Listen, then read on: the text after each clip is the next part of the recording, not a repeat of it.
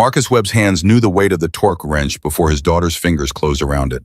25 years that tool had lived in the family, passed from his father's calloused palms to his own, and now, for one school day, to Emma's small grip.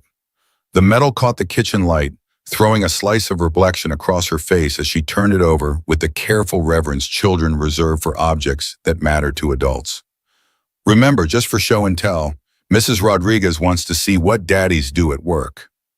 Emma's eyes, her mother's eyes, that particular shade of blue that still caught Marcus off guard 3 years after the funeral, tracked every groove in the handle. What does it do? Tightens bolts to exact specifications. Too loose, things fall apart. Too tight, metal cracks. Marcus crouched to her level, the morning cold seeping through the kitchen linoleum into his knees.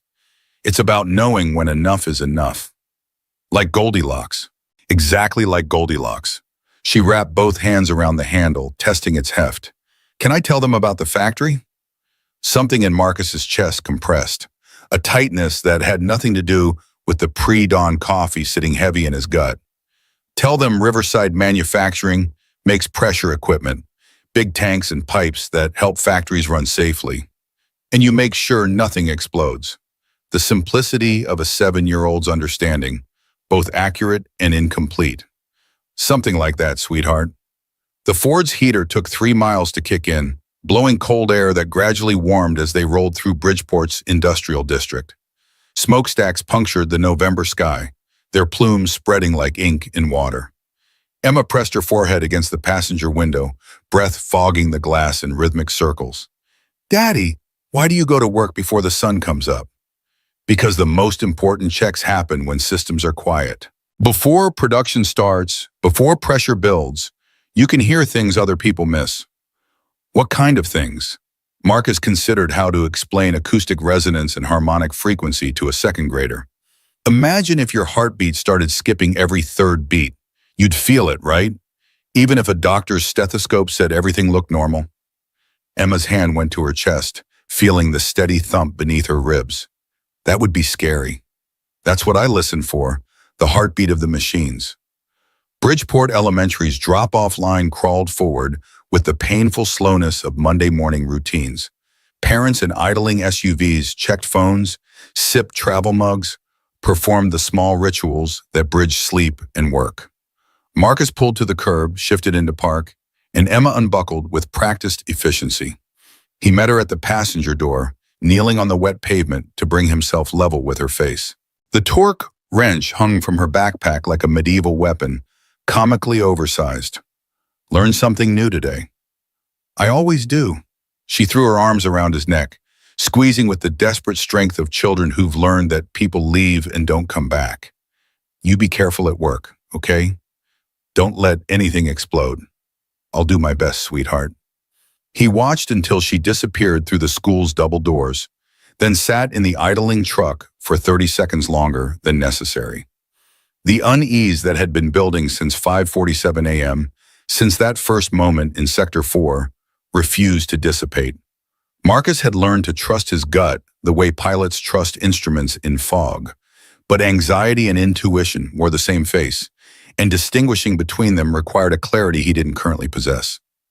Riverside Manufacturing sprawled across 12 acres of Pennsylvania industrial real estate, a complex of corrugated metal buildings connected by covered walkways and loading bays. The parking lot at 7:35 a.m. held maybe 60 vehicles, first shift arriving, night shift preparing to depart, the overlap period when knowledge transferred through hurried conversations and scribbled notes. Diego Santos leaned against the time clock, nursing a thermos of coffee that smelled like his wife Maria's handiwork, cinnamon and something darker.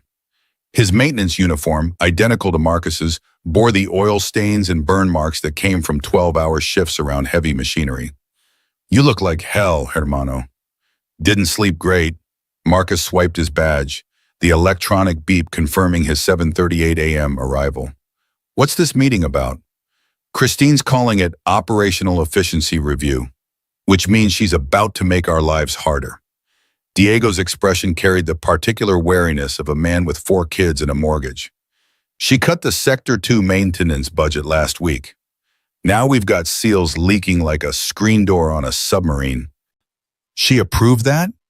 Not approved, denied. Said it wasn't mission-critical spending. Diego made air quotes with his free hand. I showed her the leak rate data, the projected failure timeline, everything. She said we could patch it until next fiscal year. Marcus felt his jaw tighten. Deferred maintenance wasn't cost savings. It was disaster on layaway, interest compounding until the bill came due in blood and lawsuits. That's not how industrial systems work. Tell her that. I tried. She looked at me like I was speaking Sanskrit. The locker room smelled of industrial soap and old sweat, 30 years of shifts compressed into cinder block walls. Marcus changed into his work blues, the fabric soft from countless washings. His name embroidered over the left pocket in thread that had faded from bright gold to tarnished yellow. His father had worn the same uniform in this same plant before the cancer took him. Different name over the pocket, same commitment to the work. You checking Sector 4 before the meeting? Already did, early this morning. Diego caught something in Marcus's tone. And I need to write it up. Something's off with the pressure dynamics. Off how? Harmonic resonance, high-frequency emissions, the kind of thing that shows up weeks before a catastrophic failure. Diego's face went carefully neutral, the expression of a man calculating risk against reward, family security against moral obligation. You planning to report it? Already planning the email. Marcus, after what happened in September, I know. And that Henderson contract thing. I know, Diego. Christine's looking for reasons. Don't hand her one. Marcus slammed his locker harder than necessary, the metallic bang echoing off tile walls. So I should ignore a potential disaster because it might piss off management? That's your professional recommendation? I'm saying pick your battles. We've got families depending on these jobs. And those families are working inside a facility with compromised safety systems. How's that supposed to sit with my conscience? Diego set down his thermos with deliberate care. Your conscience isn't going to feed Emma if you get fired. Think about that. The words landed like a physical blow, accurate and cruel in equal measure.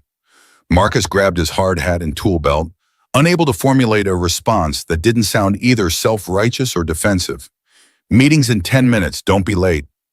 Sector 4 waited like an accusation.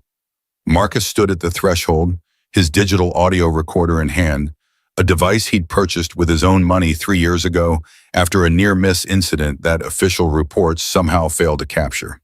The red light blinked as he pressed record. November 18th, 7:47 a.m., Sector 4 main pressure line inspection. He moved deeper into the space, past the junction boxes and monitoring stations, toward the central manifold where 6 major lines converged. Ambient noise level, approximately 72 decibels. Production offline, system at idle pressure. He stopped, closed his eyes, and listened. The human ear, when trained, could detect frequencies most people filtered as background noise. Marcus had spent 12 years developing that particular skill, the way musicians develop perfect pitch, the way sommeliers distinguish terroirs.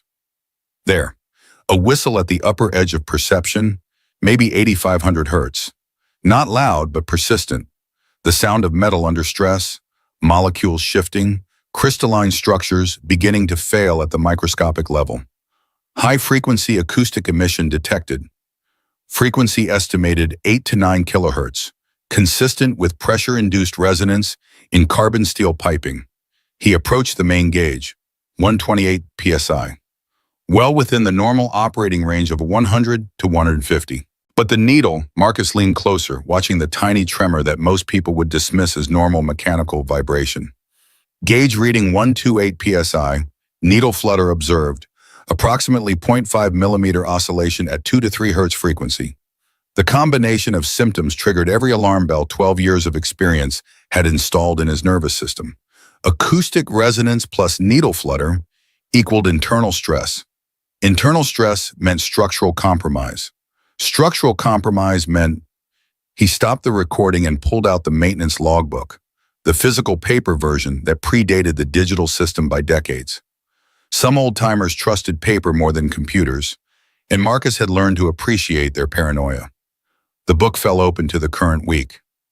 November 15th, yesterday, His own entry, written in the careful print he'd developed specifically for logbooks.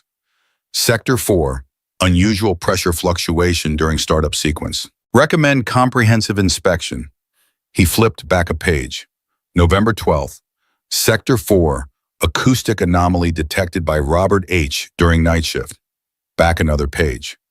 November 8th, unusual pressure pattern in Sector 4 mainline, Diego S.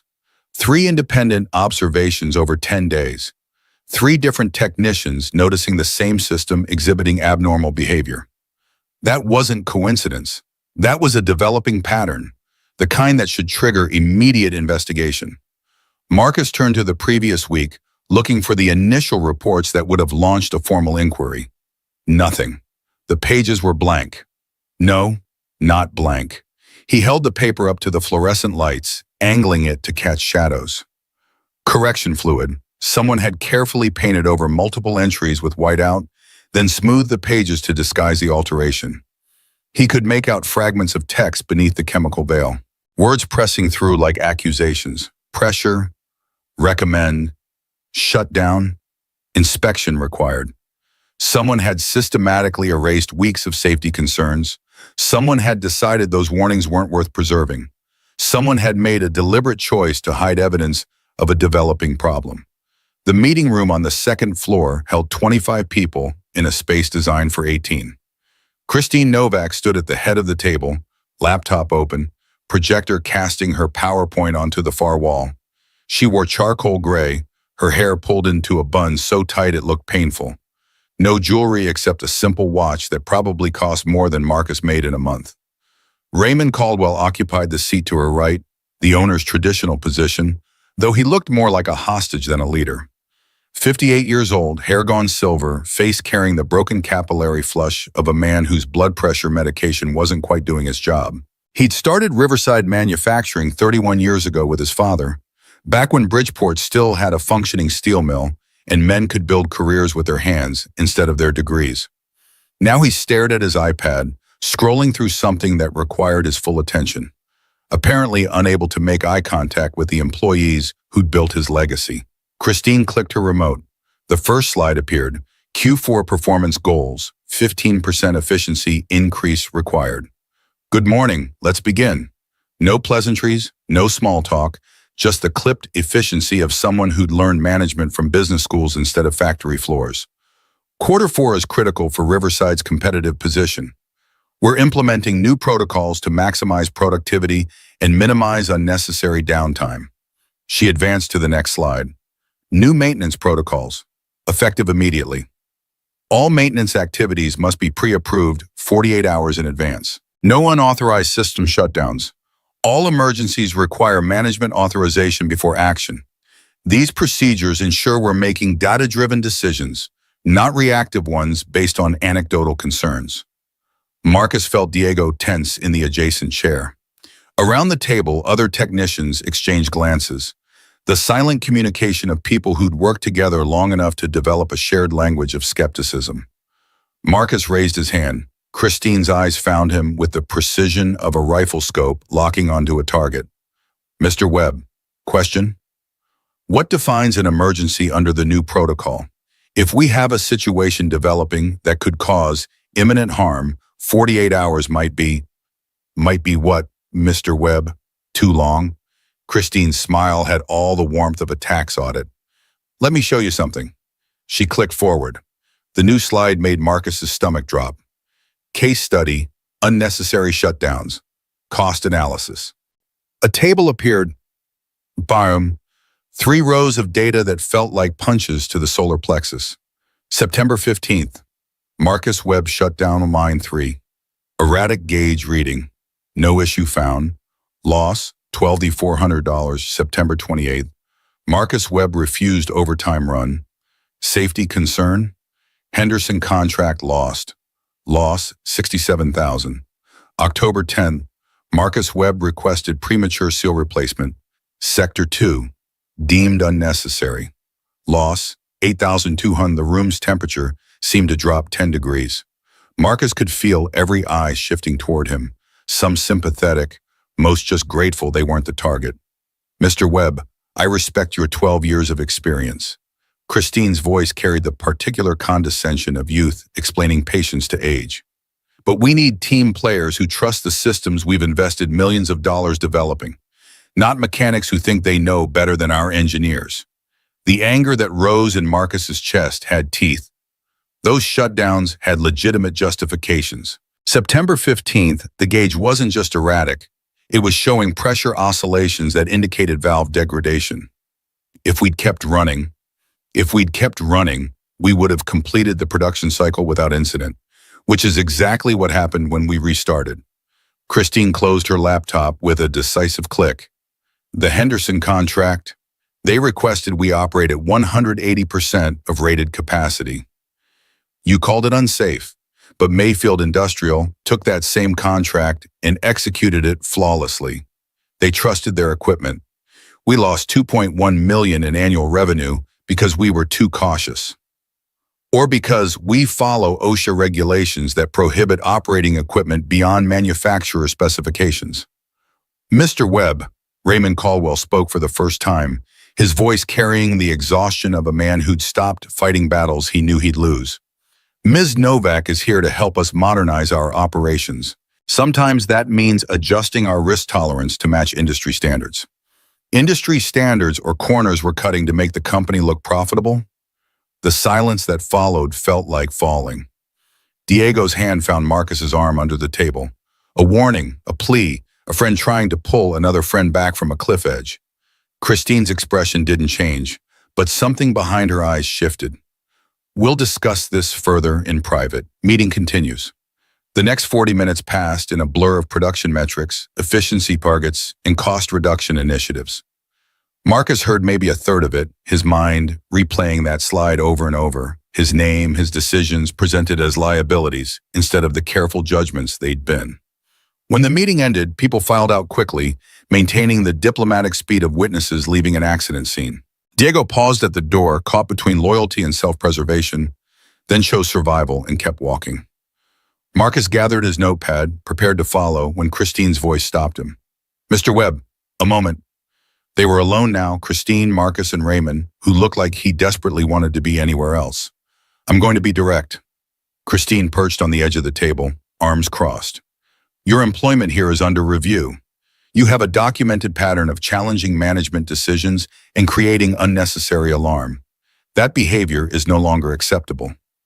I create unnecessary alarm by reporting legitimate safety concerns. You create friction by assuming every minor anomaly requires shutting down multi-million-dollar systems. That's not safety consciousness. That's risk aversion bordering on paranoia. Marcus felt something cold settle in his gut. This wasn't a reprimand. This was the groundwork for termination, the careful building of a paper trail that would justify whatever decision had already been made. Mr. Caldwell, you've known me for 12 years. You know I don't make frivolous reports. Raymond couldn't meet his eyes.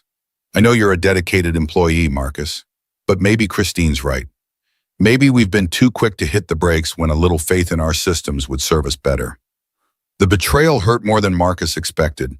He'd been at Raymond's father's funeral, had watched this man build Riverside from a two-building operation into a regional player. Now Raymond sat there letting a management consultant half his age rewrite 3 decades of safety culture. If you'll excuse me, I have work to do. Actually, Christine said, you have a report to revise. What report? This morning's Sector 4 inspection. I've already spoken with our system engineers in Chicago. They reviewed the remote monitoring data and confirmed everything is operating within normal parameters. So whatever concerns you were planning to document, don't. Marcus's hand instinctively went to the audio recorder in his pocket. I have acoustic evidence of nothing that shows up on our professional diagnostic equipment. Mr. Webb, this is exactly what I'm talking about. You hear something that concerns you, and instead of trusting our multi-million-dollar monitoring systems, you want to shut down production based on your personal interpretation of ambient noise. It's not ambient noise. It's harmonic resonance at, I don't care what frequency you think you heard. Christine stood, restoring the height advantage. Here's what's going to happen. You are not going to file a report about Sector 4. You are not going to recommend any shutdowns, inspections, or maintenance actions without my explicit pre-approval. And you are going to spend the next few weeks demonstrating that you can be a team player, or we will be having a very different conversation with HR. Are we clear? The words Marcus wanted to say would have ended his career on the spot. Instead, he swallowed them, tasting bile, and managed a single syllable. Clear. Good, back to work. Marcus made it to the stairwell before the shaking started. He leaned against the concrete wall, knuckles white on the railing, trying to process what had just happened. 12 years of dedication, of staying late to fix problems, of putting safety above convenience. All of it reduced to a liability column in Christine's spreadsheet. Diego found him there 5 minutes later, 2 paper cups of break room coffee in hand. He offered one without speaking, and they stood together in the fluorescent quiet. I tried to warn you, Hermano. I know you did. What are you going to do?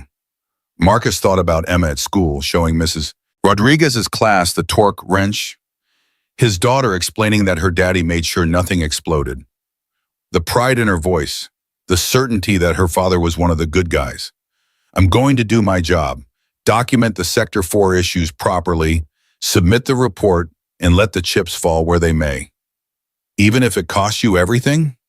Especially then, because if I don't and something happens, if people get hurt because I kept my mouth shut to save my paycheck, how do I look Emma in the eye after that? Diego nodded slowly, the acknowledgement of a man who understood the logic even if he couldn't follow it himself. You're a better man than me, Marcus Webb. I'm just a man who can't live with the alternative. The break room at 10:05 a.m. smelled of burnt coffee and the microwave someone had used to reheat fish. Marcus claimed a corner computer, logged into the company email system, and opened a new message. His fingers hovered over the keyboard, considering phrasing, weighing consequences, calculating the odds that this email wouldn't become another nail in his employment coffin. He typed, Sector 4 pressure system, immediate attention required. Priority, high. To Christine Novak, Raymond Caldwell. The body of the email took 15 minutes to compose, each word chosen with the precision of a man defusing a bomb. He documented the acoustic anomalies, referenced the logbook entries, cited specific OSHA regulations and industry standards. He included cost estimates for the recommended inspection, $18,000 to $25,000, 4 to 6 hours of downtime. He acknowledged the production impact while emphasizing that catastrophic failure would cost infinitely more. He cited the 2019 Pennsylvania chemical plant explosion. 3 workers killed when pressure systems failed after weeks of ignored warning signs. The 21 Texas refinery incident, 7 fatalities, $340 million in damages, criminal charges filed against management, similar symptoms, similar negligence, similar outcomes waiting to happen. Marcus read the email 3 times, checking for inflammatory language, ensuring every claim was defensible.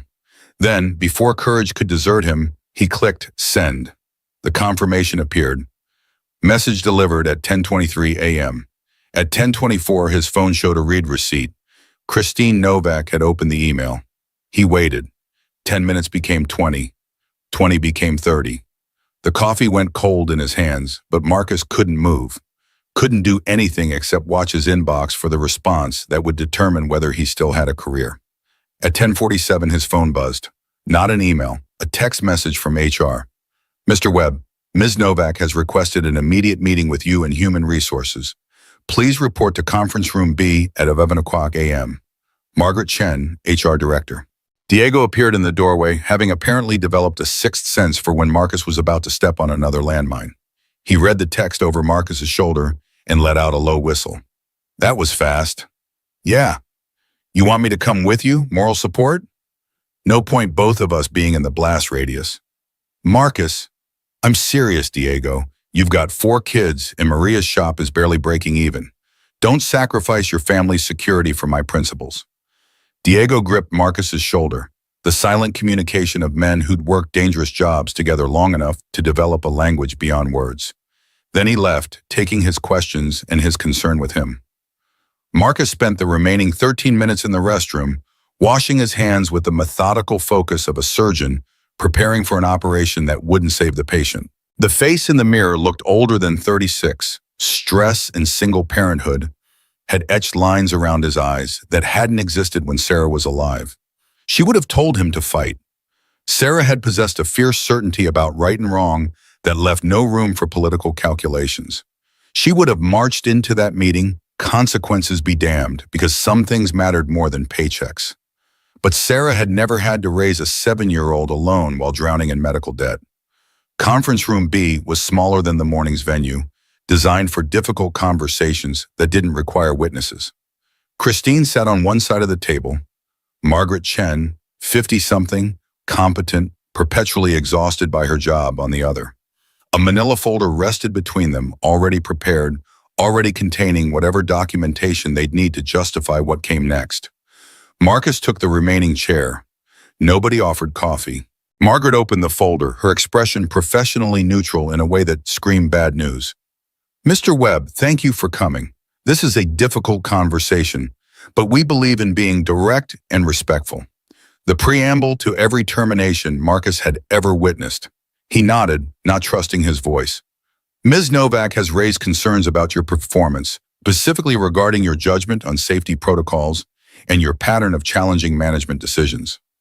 Margaret slid a document across the table, his employment record, annotated with highlighter marks, that made 12 years of service look like a chronicle of insubordination. "Additionally, your email this morning, sent directly to senior management against explicit instructions, demonstrates a continued unwillingness to work within our updated protocols. I followed the existing protocol for reporting safety concerns." "You followed the old protocol," Christine corrected. "The new one, which was explained this morning, requires management pre-approval before any safety reports are filed. That's not how OSHA compliance works. Employees have a legal right." "Mr. Webb." Margaret's interruption carried the tired patience of someone who'd had this argument before. "We're not disputing your legal rights. We're addressing a pattern of behavior that's become detrimental to team cohesion and operational efficiency." Detrimental to efficiency or inconvenient to a sale? Christine's expression didn't change, but something flickered behind her eyes. Surprise, maybe, that he'd figured it out. "I don't know what you're referring to." "The Hartwell Industries acquisition. The confidential document on your computer. The reason you're burying safety concerns and pushing for 0 incidents this quarter, because buyers want clean books and dead workers are bad for valuations." Margaret looked at Christine, a silent question passing between them. Christine's jaw tightened almost imperceptibly. "Mr. Webb, whether or not Riverside is engaged in confidential business discussions is irrelevant to your employment situation. What matters is that you've repeatedly demonstrated an inability to adapt to new leadership and new protocols. That leaves us with limited options." Marcus felt the room compress around him, oxygen becoming scarce. "You're firing me. We're terminating your employment for cause, effective immediately. You will have 30 minutes to collect your personal belongings and exit the premises. Security will escort you to ensure—" "Security?" The word came out sharper than intended. "I've worked here 12 years. I don't need an escort to clean out my locker." "Company policy for terminations." Margaret pushed a second document across the table. "This is your separation agreement.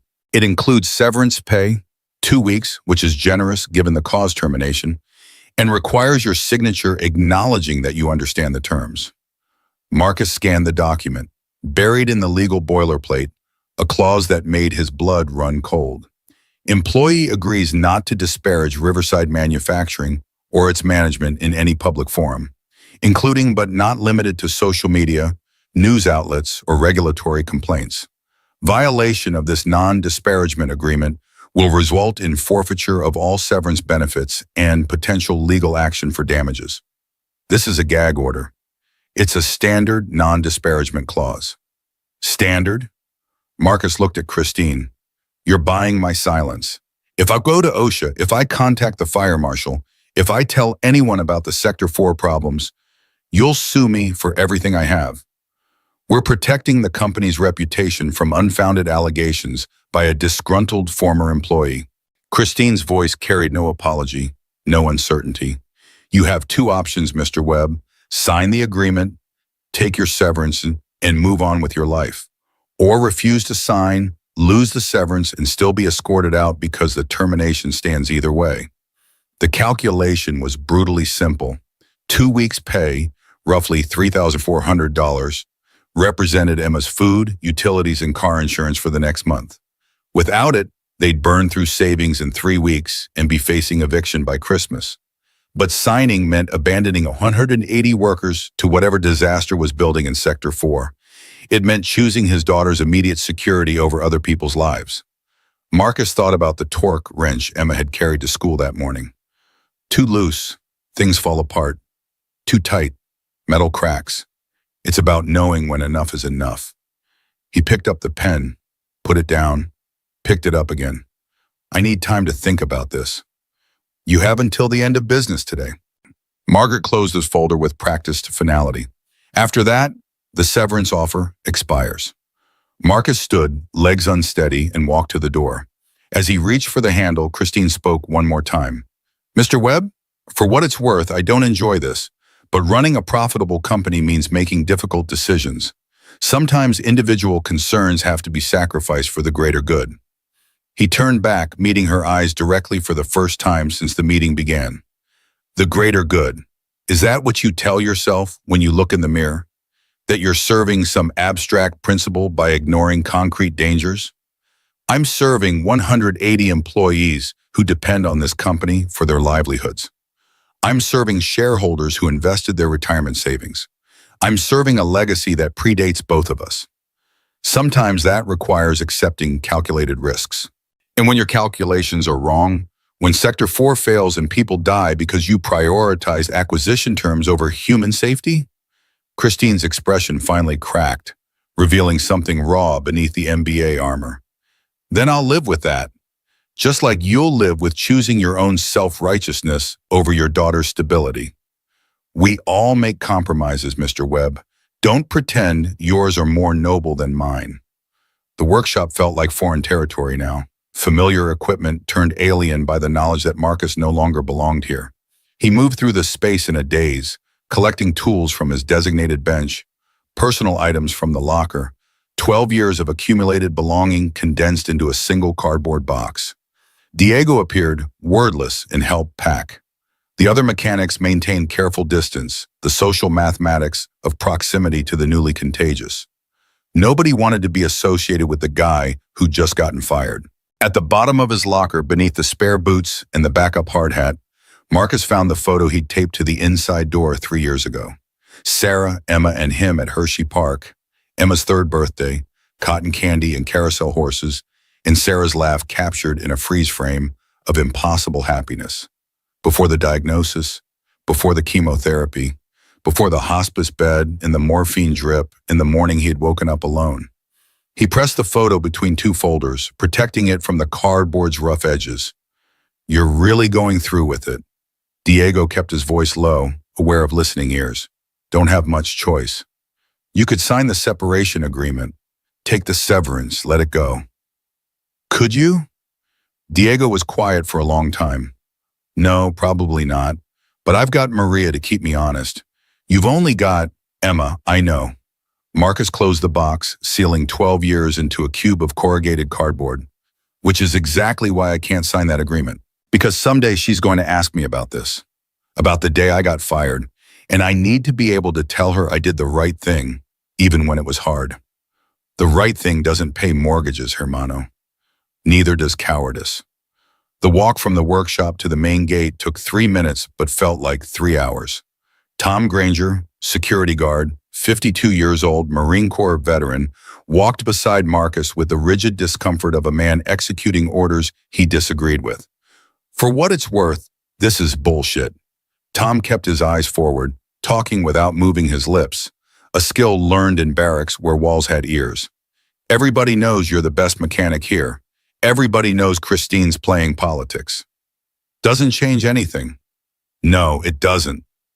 They were 10 feet from the gate when Marcus heard it again, that high-frequency whistle from Sector 4, now audible even from outside the building. The sound had grown louder, more insistent. Metal screaming at a pitch most human ears couldn't consciously process, but that registered anyway as background unease. Marcus stopped. Tom stopped beside him. "You hear that?" Tom tilted his head, listening. "Hear what?" "That whistle, high-pitched, coming from Sector 4. "I don't hear anything unusual, Marcus." Of course he didn't. The frequency was right at the edge of perception, and Tom's 20 years of rifle fire had probably cost him the upper range of his hearing. But Marcus heard it clear as a fire alarm, and the sound made his skin crawl. He pulled out his phone, checked the time. 12:47 p.m. Emma's school day ended at 3. He had 2 hours and 13 minutes to figure out what came next. "Tom, I need you to do something for me." "Don't ask me to break protocol, Marcus. I've got 3 years to retirement." "I'm not asking you to break protocol. I'm asking you to remember this conversation. If something happens in Sector 4, if there's an incident, an accident, anything, I need you to testify that I tried to warn them, that I heard the warning signs, and I did everything I could to prevent it." Tom's weathered face showed conflict, duty warring with conscience. "Marcus, please, not for me, for the guys still working in there." A long pause, then barely audible. "I'll remember." Marcus's truck sat in the far corner of the parking lot, collecting November chill. He threw the cardboard box into the passenger seat, where Emma usually sat, where she'd sat this morning talking about Goldilocks and torque wrenches, and climbed behind the wheel. The engine turned over on the second try, and Marcus sat there, hands on the wheel, staring at the factory complex that had been his professional home for 12 years. Somewhere in that maze of metal and machinery, pressure was building. Somewhere in those pipes, metal was developing stress fractures. Somewhere in those systems, a disaster was incubating, waiting for the right combination of heat and pressure and time to bloom into catastrophe. And there was nothing Marcus Webb could do about it except drive away and hope he was wrong. The thought made him physically ill. He pulled out his phone, opened a new text message, and typed, "Diego, check Sector 4 tonight. I'm serious, something's wrong." His thumb hovered over send. If Diego followed through and got caught, he'd be the next one in Margaret Chen's office, signing his own separation agreement. Marcus would have cost his best friend his job, left Maria and 4 kids without the primary income. But if Diego didn't check and something happened, Marcus hit send. Then he put the truck in gear and drove toward Bridgeport Elementary, where a 7-year-old girl was learning about show and tell, completely unaware that her father had just sacrificed their financial security on the altar of principles that might not matter at all. The late afternoon sun turned Bridgeport's industrial buildings into geometric shadows, all sharp angles and long darkness. Marcus sat in the school parking lot 40 minutes early, unable to go home, unable to face the empty house and the stack of bills that had just become infinitely more urgent. His phone buzzed. Unknown number. He almost didn't answer, but curiosity won out. A woman's voice, young, nervous, speaking quickly like someone afraid of being overheard. "Mr. Webb, this is Sarah Chen from the control room. I believe you about Sector 4. The pressure readings have been climbing all day, and the pattern is wrong, and I'm scared, but I don't know what to do." And Christine said, "Anyone who reports concerns will be written up, and I need this job, but I also can't." "Sarah, slow down. Take a breath." He heard her inhale, shaky on the edge of panic. "I shouldn't be calling you. If they find out, they won't. What are you seeing?" "Pressure oscillations. Started around 9 this morning, right after you sent that email. The system's breathing. Up 5 psi, down 3, up 7, down 4. It's fighting itself. And the readings are trending upward overall. We were at a 128 this morning. Now we're at 142. Marcus felt ice water replace the blood in his veins. 142 is high normal, still within spec, but it shouldn't be climbing steadily. I know. I checked historical data going back 6 months. This pattern started small in July, and it's been getting worse. Exponential curve. And when I showed Christine yesterday, she told me I was imagining things. Sarah, listen to me carefully. You need to document everything. Screenshots, data exports, anything you can save securely at home, not on company servers. If this system fails, when it fails, there's going to be an investigation, and you need to have evidence that you tried to raise concerns. But what about now? What do I do right now? How high would the pressure have to get before the automatic shutdown triggers? 155 psi. That's the hard limit programmed into the safety system. Okay, if it hits a 155, the system should shut itself down automatically. That buys time for inspection. Mr. Webb? Her voice dropped to barely above a whisper. What if someone disabled the automatic shutdown? The question hit Marcus like a fist to the solar plexus. Why would you ask that? Because I was reviewing system logs this morning, and there's a manual override entry from 2 weeks ago, November 4th. It allows the system to operate above 155 psi for maintenance flexibility. Signed off by Christine Novak. Marcus closed his eyes, seeing the picture now in its horrible totality. Christine wasn't just ignoring warning signs. She'd actively dismantled safety systems that might interfere with production schedules. She'd removed the last automatic barrier between normal operations and catastrophic failure. Sarah, you need to get out of there. I can't just leave. I'm on shift until 7. Then at 7, you walk out and you don't come back until someone addresses these problems. And Sarah, thank you for calling. That took courage. Mr. Webb, if something bad happens, if people get hurt because I didn't do enough, you did what you could. The responsibility lies with people who had the authority to act and chose not to. Remember that. She hung up without saying goodbye, probably terrified of being caught on a personal call during shift hours. Marcus sat in the pickup, processing the new information, calculating probabilities and outcomes. 142 psi and climbing. If the trend continued, if Sarah's exponential curve was accurate, the system could hit critical pressure sometime tonight or early tomorrow. And with the automatic shutdowns disabled, nothing would stop it from climbing into the danger zone except human intervention that management had explicitly forbidden. The school bell rang at 3:15, releasing a flood of children into the autumn afternoon. Emma emerged in the middle of the pack, her backpack with the torque wrench bouncing against her shoulders. She spotted Marcus's truck, and her whole face lit up with the uncomplicated joy of 7-year-olds whose fathers are still heroes. She climbed into the passenger seat, energy barely contained. Daddy, everybody loved the wrench. Miss Rodriguez let me show how it works, and Jeremy Morrison said his dad has one just like it, and she stopped, reading his face with the emotional radar children develop when their family structure is fragile. Daddy, what's wrong? Marcus forced a smile, the kind of lie parents tell to protect kids from truths they're not ready to handle. Nothing, sweetheart, just tired, long day at work. Did you make sure nothing exploded? The question landed like an arrow, perfectly aimed without intent. I did my best, Em. That's all you can do, right? Your best? Right, that's all anyone can do. They drove home in silence, Emma chattering about school friends and playground politics while Marcus calculated finances in his head. 2 weeks severance if he signed the gag order, maybe a month of unemployment benefits after that. Savings would last another month if they were careful. Then what? Sell the house? Move to a cheaper apartment? Pull Emma out of Bridgeport Elementary where she'd finally started making friends? The house waited like an accusation. 1,200 square feet of suburban compromise, purchased 5 years ago when Sarah was pregnant and the future still held promise. Marcus carried Emma's backpack inside while she ran to the kitchen for a snack. The stack of mail on the counter included the mortgage statement, $1,950 due December 1st, 13 days away, plus utilities, car insurance, Emma's school lunch account, the medical debt payment that never seemed to get smaller no matter how many checks he wrote. Emma appeared with an apple and a concerned expression. Daddy, are you sure you're okay? I'm sure, sweetheart.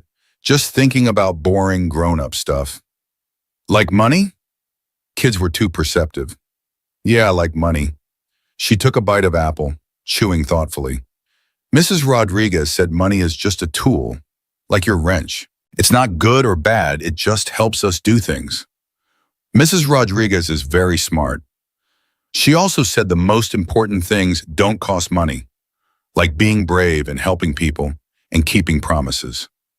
Marcus felt something crack inside his chest, hairline fractures spreading through whatever armor he'd built around the soft parts. He knelt down to Emma's level, taking her small hands in his larger, calloused ones. I need to tell you something. I don't have a job anymore. They let me go today." Her eyes went wide, filling with the particular fear children experience when their foundation starts to shake. "Why, did you do something bad?" "No, sweetheart. I did something right, but the people in charge didn't agree it was right. Sometimes that happens." "So we don't have money now?" "We have some money, enough for a while, and I'll find another job. But things might be different for a bit. We might have to be more careful about spending." Emma processed this with the seriousness of someone who'd already lost one parent and understood that bad things actually happened in real life, not just in stories. "Because you were keeping people safe at the factory?" "Something like that." "Then you did the right thing." She said it with absolute certainty, the moral clarity of childhood. "Mommy always said you were the bravest person she knew, because you did the right thing even when it was hard." Marcus pulled her into a hug, breathing in the strawberry shampoo smell of her hair, feeling the small bones of her spine through her school clothes. "I love you, kiddo, more than anything in the world." "I love you too, Daddy." She pulled back, studying his face. "We're going to be okay, right?" "Yes, sweetheart, we're going to be okay." He hoped he wasn't lying. Evening came early in November, darkness pressing against the windows by 5:30. Marcus made dinner, spaghetti from a box, sauce from a jar, the kind of bachelor cooking he'd perfected after Sarah died. Emma did homework at the kitchen table while he moved through familiar routines on autopilot. At 7 o'clock, his phone buzzed with a text from Diego. "Checked Sector 4 like you asked. You're right. Sound is worse. Told Robert, but he says we need Christine's approval to shut down. Documenting everything. Be careful, man." Another buzz. Different number. Sarah Chen. "Pressure at 148. Climbing faster now. Night shift supervisor won't authorize shutdown without management approval. I'm scared." Marcus stood at the kitchen sink, dishes forgotten, watching the numbers climb in his mind. 148 psi. The exponential curve Sarah had mentioned would put the system at critical levels, 155 and above, sometime around midnight. Maybe sooner if the deterioration was accelerating. And nobody with authority was willing to act. He thought about the separation agreement, sitting unsigned on the passenger seat of his truck. 2 weeks' pay in exchange for silence. Financial security in exchange for complicity. The news played on the living room television, background noise while Emma colored at the coffee table. Marcus wasn't paying attention until specific words cut through his mental calculations. Industrial explosion. Kentucky. 4 workers killed. He walked to the living room. The screen showed a factory complex, or what remained of it. One building completely destroyed, another partially collapsed, fire trucks and ambulances clustered like antibodies around a wound. The reporter, young and earnest, stood behind police tape delivering the summary. Preliminary investigation suggests pressure system failure. Sources close to the investigation say workers had reported unusual sounds and readings in the days before the incident, but management dismissed the concerns as routine. OSHA has opened an investigation. 4 workers are confirmed dead, 11 injured, 3 critically. The plant had passed its most recent safety inspection just 2 months ago. Emma looked up from her coloring. "Daddy, that looks like your factory." "No, sweetheart, that's in Kentucky. Different place. But not different at all. Same industry, same equipment, and same warning signs ignored, same managerial calculation that short-term productivity outweighed long-term safety, same outcome waiting to happen at Riverside Manufacturing while Marcus sat in his living room watching other people's tragedy play out on television. He picked up his phone, pulled up Christine's contact information, and started typing. 4 workers just died in Kentucky. Same symptoms I reported. Shut down Sector 4 before you kill someone. His thumb hovered over send. If he sent this message, Christine would have documentation that Marcus violated the non-disparagement agreement before he'd even signed it. She'd weaponize it, use it to deny his severance, maybe even sue for harassment. But 4 people were dead in Kentucky because someone in management made the same choice Christine was making. And 180 people at Riverside were working around a system that was hours, maybe less, from catastrophic failure. Marcus deleted the message, typed a different one. "Please, I'm begging you, just inspect Sector 4, that's all I'm asking." Also deleted it. In the end, he sent nothing, because what words could possibly bridge the gap between his certainty and her skepticism? What combination of syllables could make her care about abstractions like proper pressure dynamics when acquisition deals and quarterly targets felt infinitely more concrete? Emma climbed onto the couch beside him, leaning against his side. Are you thinking about work? Yeah. About the people there? Yeah. They're lucky to have you, Daddy, even if the bosses don't know it. Marcus kissed the top of her head, wondering how a 7-year-old had developed better moral clarity than most adults he knew. After Emma went to bed, Marcus sat in the darkened living room with his laptop, researching. He pulled up OSHA reporting procedures, online forms that promised a response within 3 to 5 business days. 3 days, 72 hours. By then, whatever was building in Sector 4 would have either dissipated or catastrophically failed. The timing was useless. He tried the Bridgeport Fire Marshal's office, voicemail. The message explained that non-emergency inquiries would be returned during normal business hours. It was 9:47 p.m. Normal business hours were a lifetime away. He drafted an email to Elizabeth Morrison, the industrial safety director he'd found during his research, the one who'd investigated the Texas refinery explosion. He typed out everything: the acoustic anomalies, the deleted logbook entries, the climbing pressure readings, the disabled safety systems. He attached photos, audio files, Sarah Chen's data. Then he stared at the send button, paralyzed by consequences. If he sent this email, Christine would know. She'd claim he violated company confidentiality. She'd enforce the separation agreement's penalties. She'd sue him for everything he had, and he had so little to lose that even nothing felt significant. But if he didn't send it and people died, Marcus's finger moved toward the keyboard, pulled back, moved forward again. At 11:43 p.m., he closed the laptop without sending anything. He checked on Emma one more time before attempting sleep. She lay sprawled across her bed, one arm thrown over her stuffed rabbit, her face peaceful in the specific way children's faces are peaceful when they still believe their parents can protect them from everything. Marcus adjusted her a blanket, kissed her forehead, and whispered words she couldn't hear. I'm sorry. I'm so sorry. In his own bedroom, he lay awake staring at the ceiling, listening to the house settle around him. Somewhere across town, Riverside Manufacturing ran its night shift. Somewhere in that complex, Sector 4 breathed and strained. Somewhere in those pipes, pressure built with mathematical inevitability. And somewhere in an office or a house or a car, Christine Novak was making decisions that would echo through lives she'd never meet, destroying futures she couldn't imagine, all in service of abstractions like efficiency and competitiveness and market positioning. At 12:17 a.m., Marcus's phone lit up with a text from Sarah Chen. 151 PSI, God help us. He typed back, get out of there, please. Her response came instantly, can't. If I abandon my post, I'll be fired. Better fired than dead. Easy for you to say. You don't have $80,000 in student loans. The conversation ended there. Marcus stared at the screen, watching the timestamp advance. 12:19, 12:20, 12:21. Each minute bringing Riverside closer to whatever awaited at the end of Christine's calculated risks. He thought about his father, who'd worked this same plant for 30 years without a single serious incident. His father, who taught Marcus that the measure of a man wasn't what he did when people were watching, but what he did when no one would ever know. At 12:47 a.m., Marcus made a decision that would either save lives or destroy what remained of his own. He got dressed in the dark, moving quietly to avoid waking Emma. He wrote a note. Emergency at work. Mrs. Patterson will be here when you wake up. Love you more than anything. And left it on the kitchen table. He called his neighbor, apologizing for the late hour, asking if she could come sit with Emma. Mrs. Patterson, bless her, asked no questions and arrived 12 minutes later in her bathrobe. Then Marcus grabbed his toolbox, climbed into his truck, and drove toward Riverside Manufacturing with the cold certainty that some bridges, once burned, could never be rebuilt.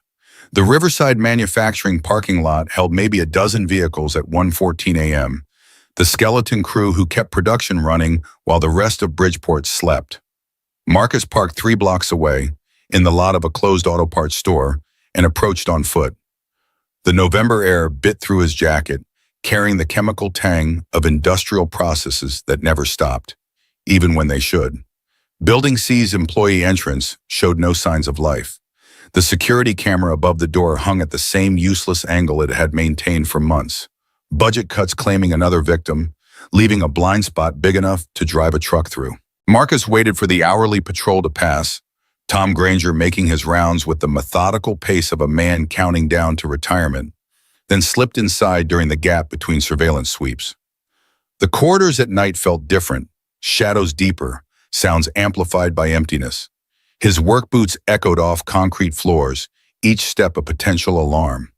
He moved through maintenance passages he'd walked thousands of times, now transformed into hostile territory, where his presence meant trespassing, breaking and entering, a dozen charges Christine's lawyers could weaponize.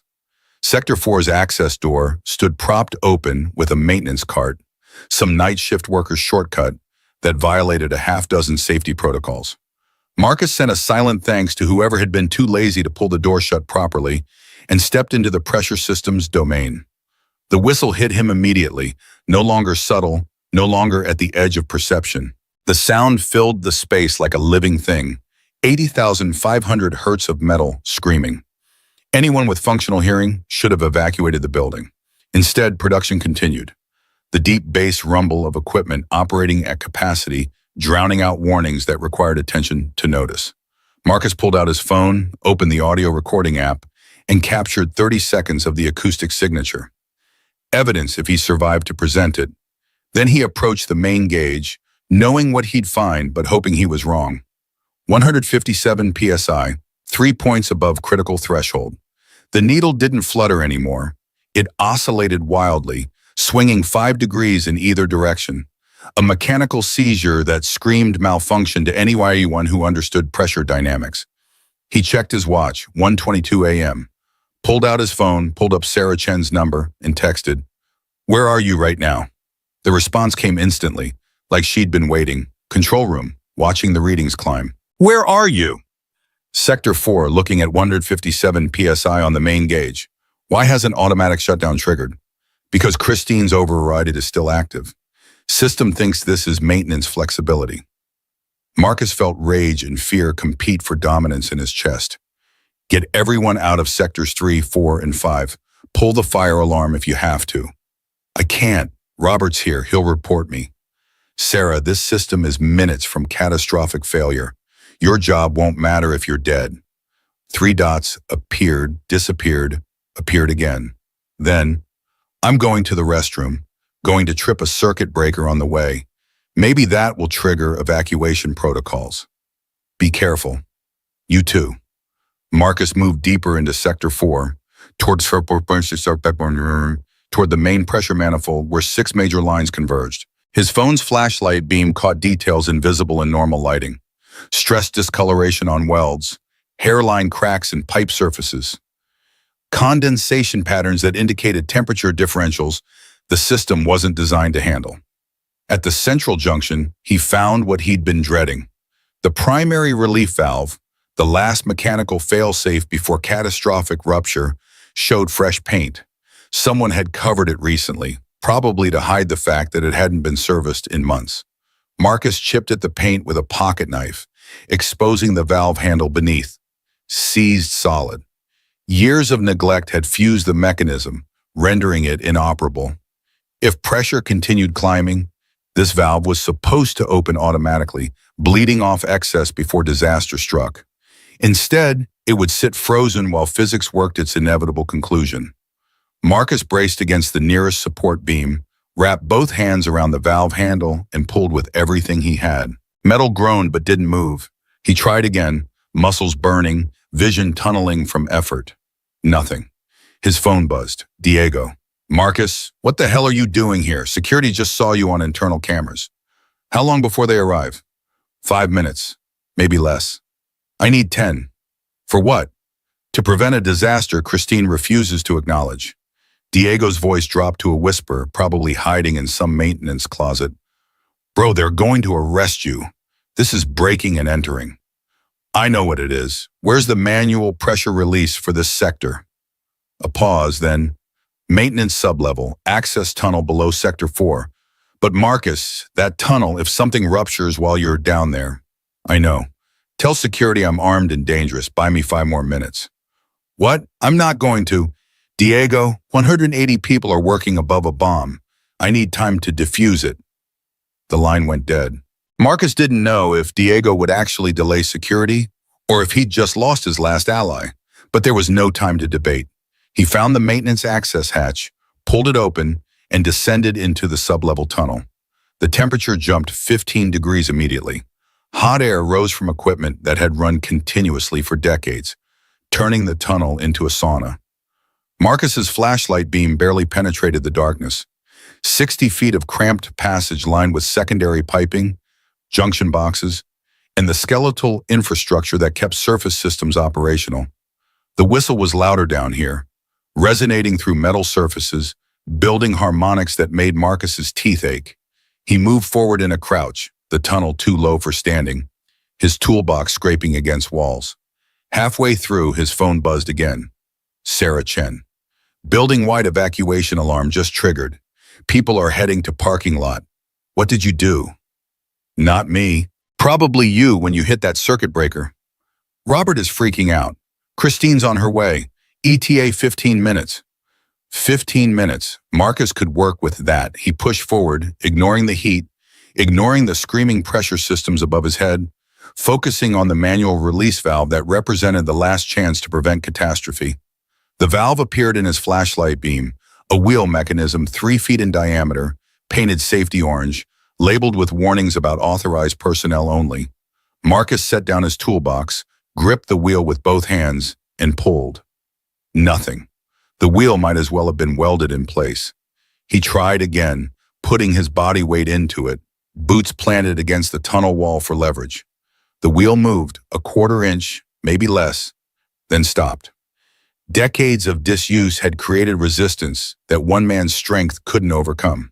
Marcus pulled a penetrating lubricant from his toolbox, sprayed the valve mechanism until fluid dripped onto the tunnel floor, then waited 30 seconds he didn't have for chemistry to work. Above him, the pressure system's whistle reached a new pitch, a harmonic shriek that meant structural failure was imminent. He tried the wheel again. This time it moved, half an inch, distance breaking as frozen components reluctantly yielded. Marcus pulled harder, muscles screaming, vision going gray at the edges from exertion and heat. The wheel spun suddenly, resistance collapsing, and pressure exploded through the release valve. Steam erupted into the tunnel, superheated vapor filling the confined space instantly. Marcus threw himself backward, arms over his face, as 157 psi worth of pressure found its designated escape route.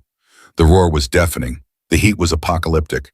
Marcus pressed himself against the tunnel floor, making himself as small as possible, while the emergency release did exactly what it was designed to do, dump catastrophic pressure before it could destroy equipment and kill workers. The gauge on the tunnel wall, barely visible through steam, showed numbers dropping: 157, 149, 141, 133. The relief valve was working, bleeding off the excess that should never have been allowed to build in the first place.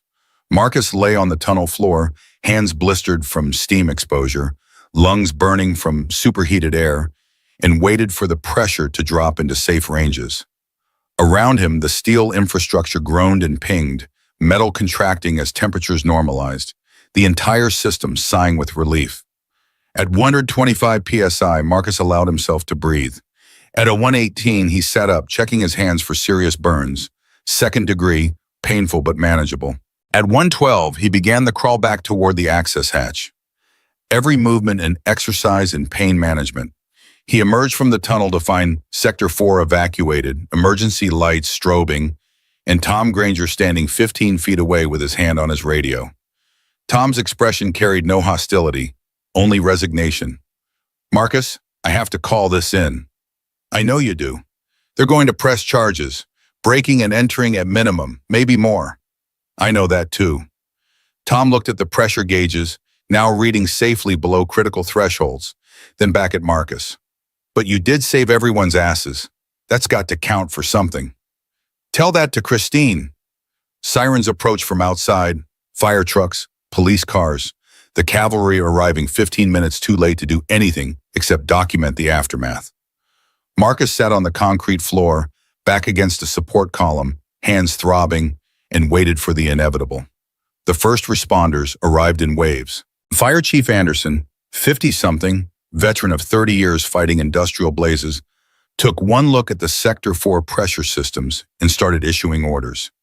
His team deployed with practiced efficiency, checking equipment, documenting conditions, treating the scene like the disaster that almost was.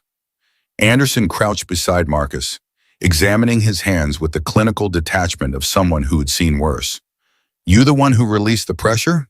"Yes, sir." "Probably saved a dozen lives, maybe more." He pulled a first aid kit from his belt, began wrapping Marcus's hands with gauze. This system was maybe 5 minutes from catastrophic rupture. You know what happens when pressure vessels fail at 157 psi? Explosion, shrapnel, probably takes out half the building. At least half, and everyone inside becomes collateral damage. Anderson finished wrapping the second hand. "So here's my question. Why was the automatic shutdown disabled?" "You'd have to ask management that." "Oh, I intend to." Anderson stood, offered Marcus a hand up. "For now, let's get you checked by paramedics. Those burns need proper treatment." The parking lot had become a triage center. 180 workers clustered in groups, confused and frightened, wondering why they'd been evacuated at 1:30 in the morning. Marcus spotted Diego among them, talking urgently with other mechanics, gesturing toward the building.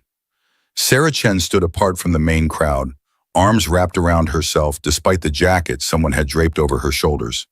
When she saw Marcus, relief flooded her face, immediately replaced by concern as she noticed his bandaged hands. She approached cautiously, aware that being seen together might draw attention neither of them wanted. "You're hurt." "I'm alive, so is everyone else." "Because of you.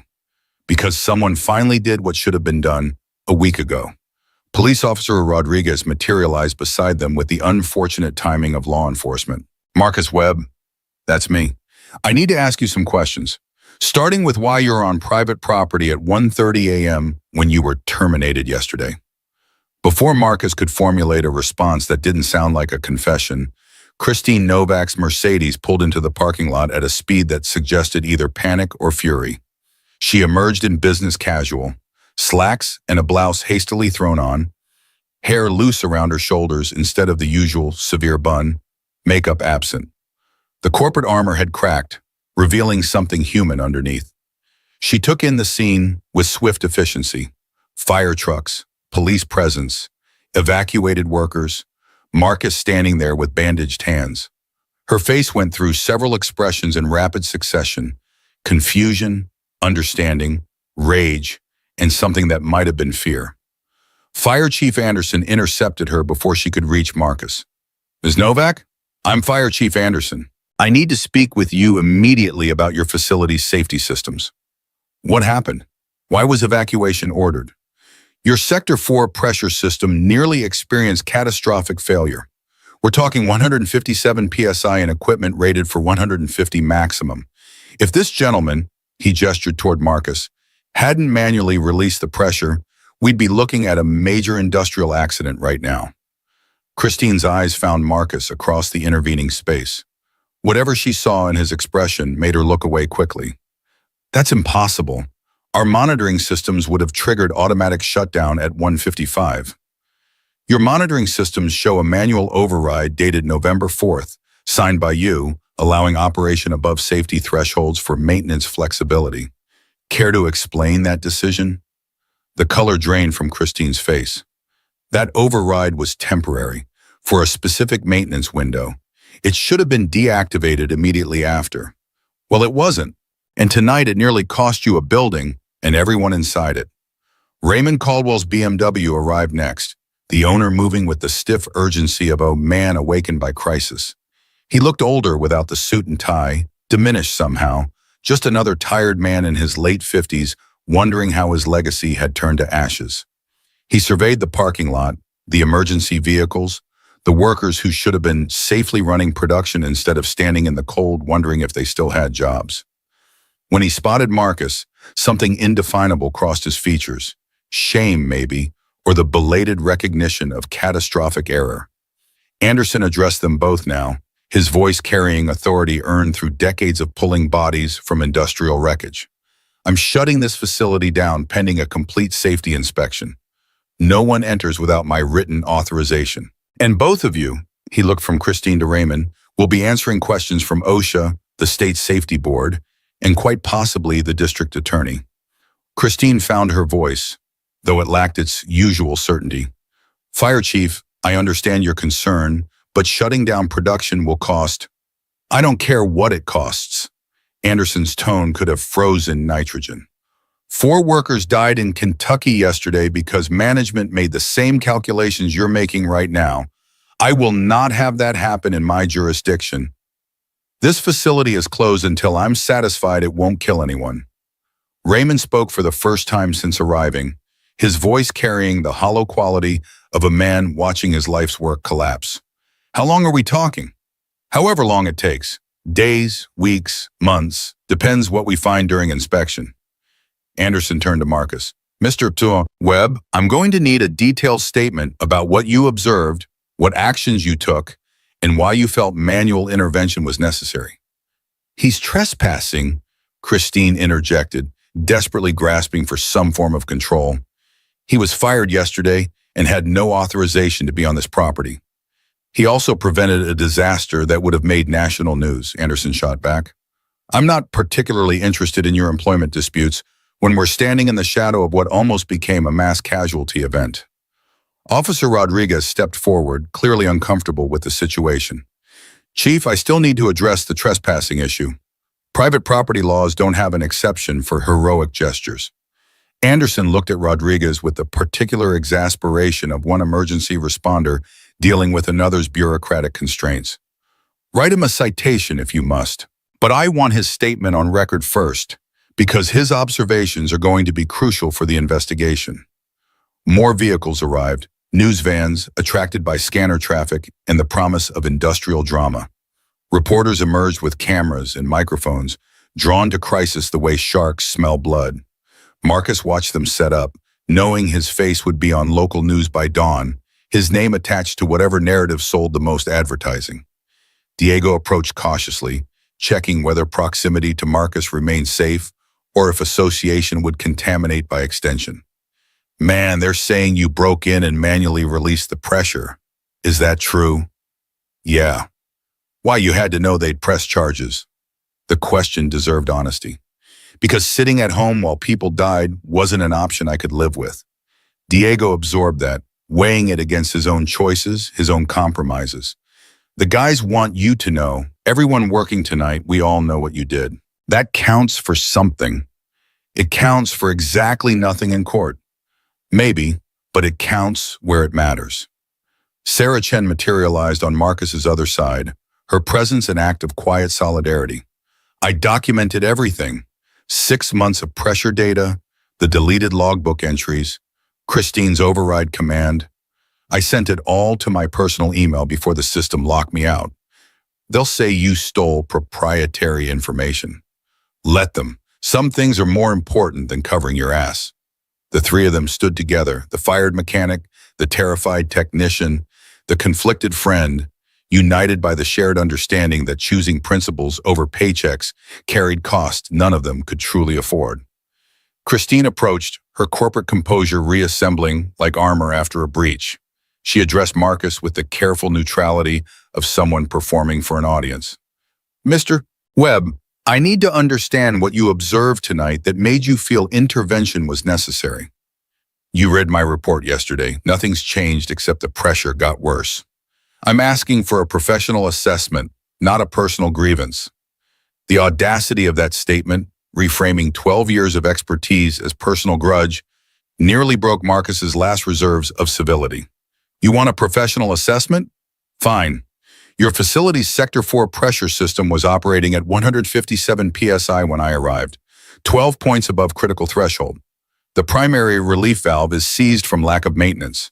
The automatic shutdown you claim should have triggered was disabled by an override you authorized. The acoustic signature indicates imminent structural failure, not tomorrow, not next week, but within minutes. I manually released pressure because waiting for management approval would have meant body bags. Christine's jaw tightened almost imperceptibly. You had no authority to make that decision. No, I had the competence. Authority and competence aren't always distributed to the same people. Raymond Caldwell, who'd been listening with increasing discomfort, finally intervened. Christine, perhaps this conversation should wait until we've consulted with legal counsel. What needs legal counsel? Mr. Webb committed criminal trespass and tampered with industrial equipment without authorization. That's straightforward. He also prevented what Chief Anderson is calling a near-catastrophic failure, Raymond countered, and for a moment Marcus glimpsed the man who'd built Riverside Manufacturing 3 decades ago, before age and compromise had worn away the edges. Maybe we should focus on understanding how we got to a point where a terminated employee felt compelled to risk arrest to keep his former coworkers alive. The question hung in the November air, demanding answers no one present wanted to provide. The reporters had moved close enough to catch fragments of conversation, cameras recording whatever drama played out under emergency lights. Officer Rodriguez cleared his throat, drawing attention back to immediate legalities. Mr. Webb, I'm issuing you a citation for criminal trespass. You'll need to appear in court within 30 days to answer the charge. Do you understand? I understand. Additionally, Ms. Novak, if you wish to press charges for property damage or equipment tampering, you'll need to file a formal complaint. Christine looked at the assembled crowd, workers who'd been evacuated, reporters who were filming, emergency responders who'd used words like heroic intervention. The calculation played out across her features. Prosecuting the man who'd prevented disaster would be terrible optics, but letting him walk set a dangerous precedent about authority and chain of command. She chose the path of bureaucratic delay. I'll need to review the full situation with our legal team before making that decision, which meant yes, but not tonight, not with cameras recording. The crowd began to disperse as the immediate crisis faded into administrative aftermath. Workers were sent home for the remainder of the shift, promised updates about when production might resume. Emergency vehicles departed one by one. They were work complete now that disaster had been converted to mere incident. Marcus found himself sitting on the bumper of a fire truck, hands throbbing despite the painkillers the paramedics had provided, exhaustion settling into his bones with the weight of decisions that couldn't be unmade. Diego sat beside him, neither speaking. Just 2 men processing the night's events in the shared silence of those who'd survived something together. Sarah Chen approached with coffee from somewhere, steam rising in the pre-dawn cold. I called OSHA, filed an official complaint about the safety violations, the deleted logbook entries, all of it. There's going to be a full investigation. You know that makes you a whistleblower, Marcus pointed out. Christine will retaliate. Probably. But I'm not spending the next 30 years wondering if my silence helped kill someone. She handed Marcus the coffee, her hands trembling slightly. Besides, I can't be the only one who sees what's wrong here. Someone has to say it out loud. Diego shifted uncomfortably, caught between agreement and self-preservation. What happens now? To the company? To all of us? Marcus sipped the coffee, terrible break-room brew that tasted like hope and desperation. Best case? OSHA finds violations, levies fines, forces upgrades. Riverside reopens in a few months with better safety systems. Worst case? They find criminal negligence, shut the place down permanently, 180 people looking for work in a town that doesn't have much to offer. And you? What happens to you? Court appearance for trespassing. Probably a fine I can't afford. Maybe jail time if Christine pushes hard enough. Marcus looked at his bandaged hands. But Emma's safe, you guys are safe, and I can live with the consequences of that. The eastern sky was beginning to lighten, black fading to charcoal to the pale gray of November dawn. Marcus's phone showed 4:47 a.m. Emma would wake in 2 hours, find his note, wonder why her father had vanished in the middle of the night to fight battles that weren't technically his anymore. Diego stood, stretching stiff muscles. I should get home before Maria sends out search parties, but Marcus, thank you. For caring when you didn't have to. I always have to, that's the problem. After Diego left, Sarah remained, perched on the fire truck bumper like a bird uncertain of flight paths. Mr. Webb, can I ask you something? Marcus, and sure. How did you know? Did you know? I mean, really know, not just suspect. The pressure readings were elevated but still technically in range. The gauges weren't screaming danger. How did you have the certainty to risk everything? Marcus considered the question, reaching for words to explain instinct developed over 12 years of listening to machines speak their language of stress and failure. You know how musicians can hear when an instrument is out of tune, even if it's just a few hertz off? That's what industrial equipment sounds like to me. I've spent so long listening to normal that abnormal registers immediately, even when instruments say otherwise. Tonight, Sector 4 was screaming. The whistle, the pressure oscillations, the way metal responds when it's about to fail. I didn't need instruments to tell me disaster was coming. I could hear it. But what if you'd been wrong? What if the system had stabilized on its own and you just created chaos for nothing? Then I'd be exactly where I am now, facing charges, out of work, struggling to explain to my daughter why principles cost more than wisdom suggests they should. The potential outcomes for being wrong versus being right aren't symmetrical, Sarah. If I'm wrong and act anyway, worst case is professional embarrassment. If I'm right and don't act, worst case is people die. That's not a hard calculation. Sarah processed that, her expressions suggesting she was measuring her own choices against that framework. You're either the bravest person I've met or the most foolish. Probably both. They're not mutually exclusive. She stood, wrapping her jacket tighter against the cold. For what it's worth, I hope the judge sees it your way. Me too, but I'm not optimistic about the justice system's ability to distinguish between technical violations and moral necessities. Alone now, Marcus watched the sun climb over Bridgeport's industrial skyline, painting smokestacks in shades of amber and rust. The night shift that never completed its work had become morning, and somewhere across town, Emma was waking to find her father gone, and only questions to greet her. He pulled out his phone, typed a text to Mrs. Patterson. On my way home, sorry for the chaos, we'll explain everything. Her response came immediately. Emma's still asleep, take your time. You did good, Marcus. How she knew what he'd done, he couldn't guess. Probably the local news, already running stories about the near miss at Riverside Manufacturing.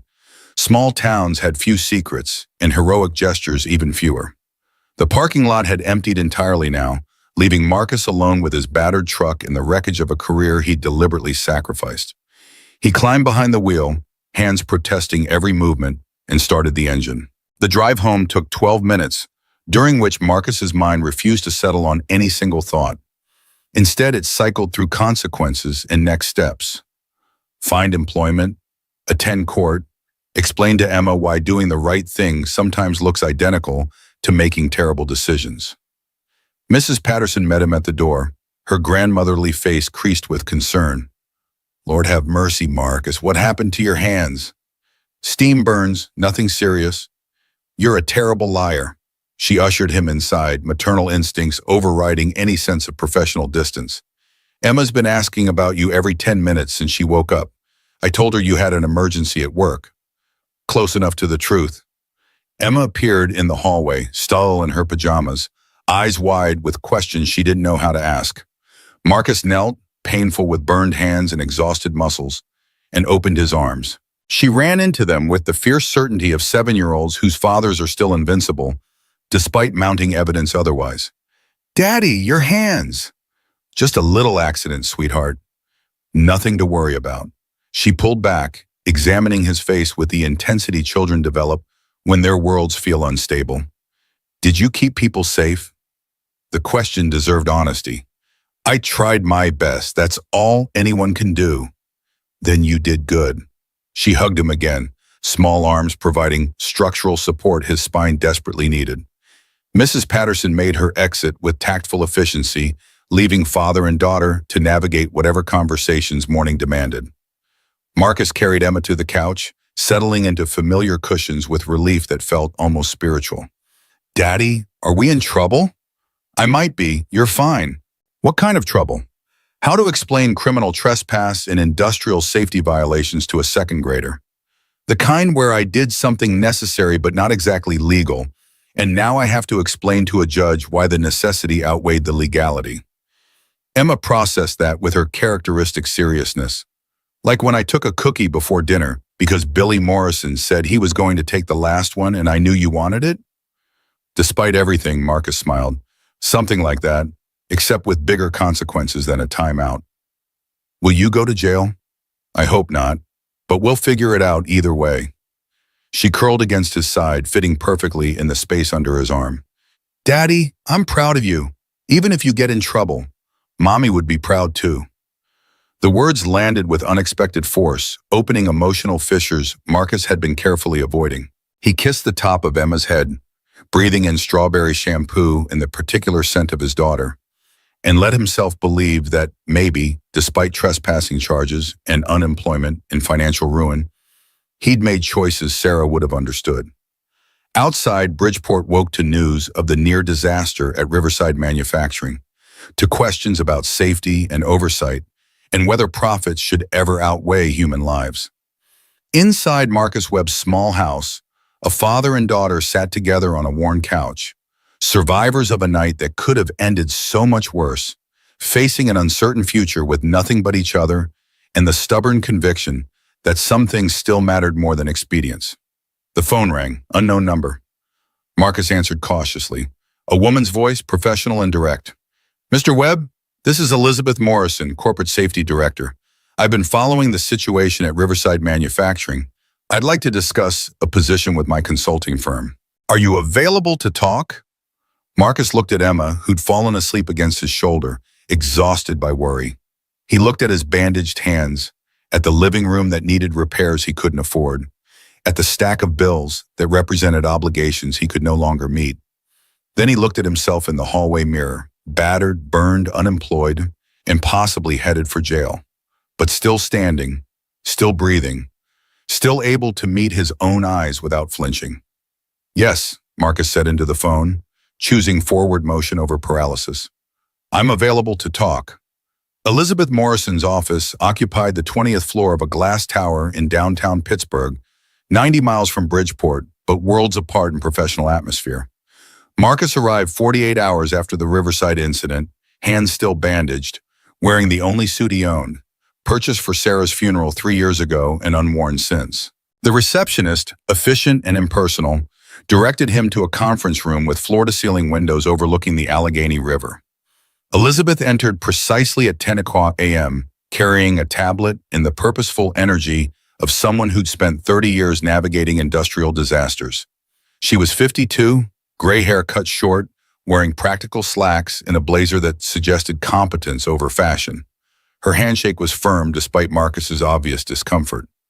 Mr. Webb, thank you for making the drive. How are the hands? Healing. Second-degree burns aren't pleasant, but they could have been worse. Everything about that night could have been worse. She gestured to the chairs. I've been reviewing the OSHA preliminary report.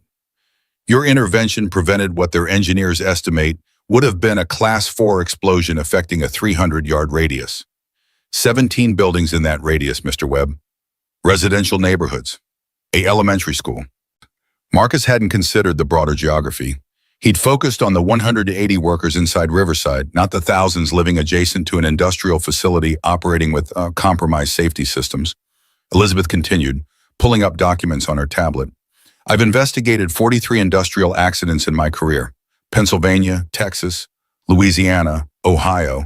Same pattern repeating with minor variations. Management prioritizes production over maintenance. Warning signs get ignored. Workers who raise concerns get marginalized or terminated. Then physics catches up and people die. She looked at Marcus directly. You broke that pattern. That's rare enough to be remarkable. I just did what needed doing. No, you did what was right despite every incentive pulling you toward inaction. There's a difference. She slid a folder across the table. I run a consulting firm specializing in industrial safety audits. We're hired by companies post-incident, or by smart ones trying to prevent incidents. I need people with your particular combination of technical expertise and moral backbone. People who won't compromise when pressure, literal or metaphorical, starts building. Marcus opened the folder. The contract inside specified salary, benefits, travel requirements, and expectations that seemed almost surreal compared to his mechanic wages. This is more than double what I made at Riverside.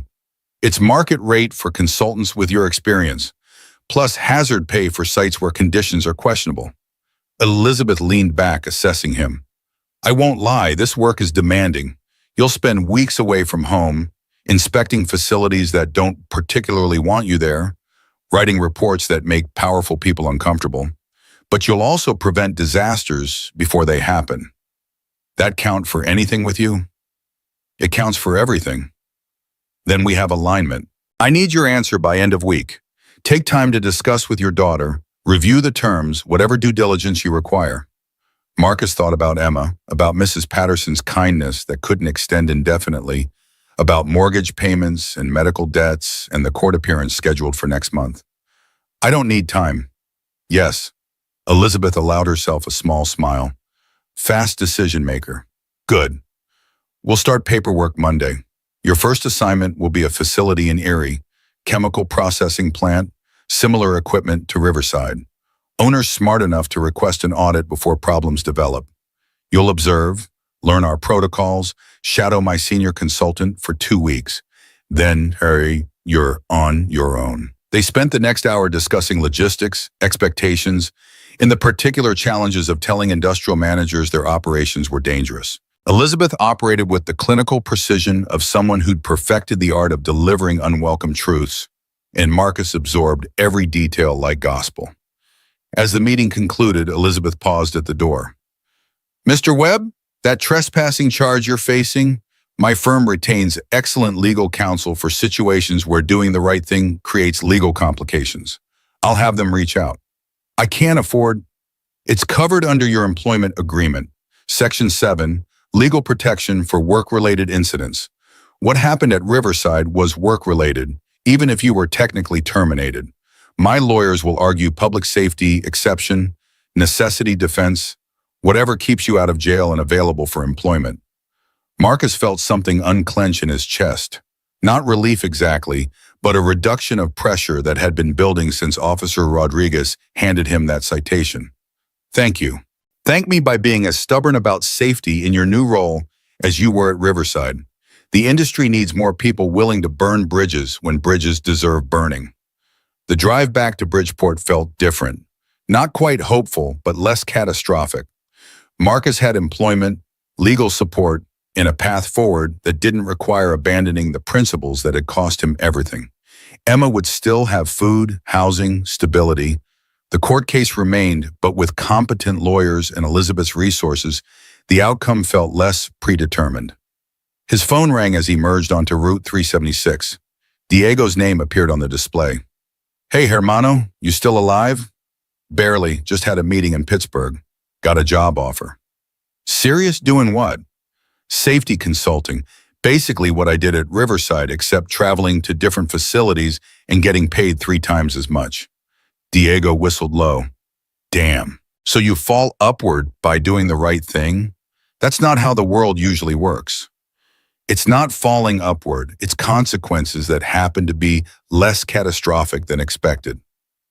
Still counts as a win in my book. Diego's voice dropped. Listen, things are getting weird here. OSHA showed up yesterday with a full investigation team. They've been interviewing everyone, going through records, taking measurements. Christine's lawyer up, won't talk to anyone without her attorney present. Raymond looks like he's aged 10 years. What about the workers? When does production resume? Fire chief says maybe 2 months minimum. They found so much deferred maintenance that fixing Sector 4 opened a can of worms. Now they're inspecting everything, finding problems in Sectors 2, 3, and 5. Management's trying to figure out if it's cheaper to fix the facility or sell for parts. Marcus processed that information, guilt and vindication competing for dominance. 180 people out of work because he'd forced a reckoning that management had been avoiding, but also 80 people alive because he'd prevented the alternative. Diego, if anyone asks, if OSHA wants to talk to me, I'm available. Anytime, any questions. They already asked for your contact info. Investigator named Patricia Reeves. Serious woman, doesn't smile, takes notes like she's writing the Bible. Good. The more thorough the investigation, the better.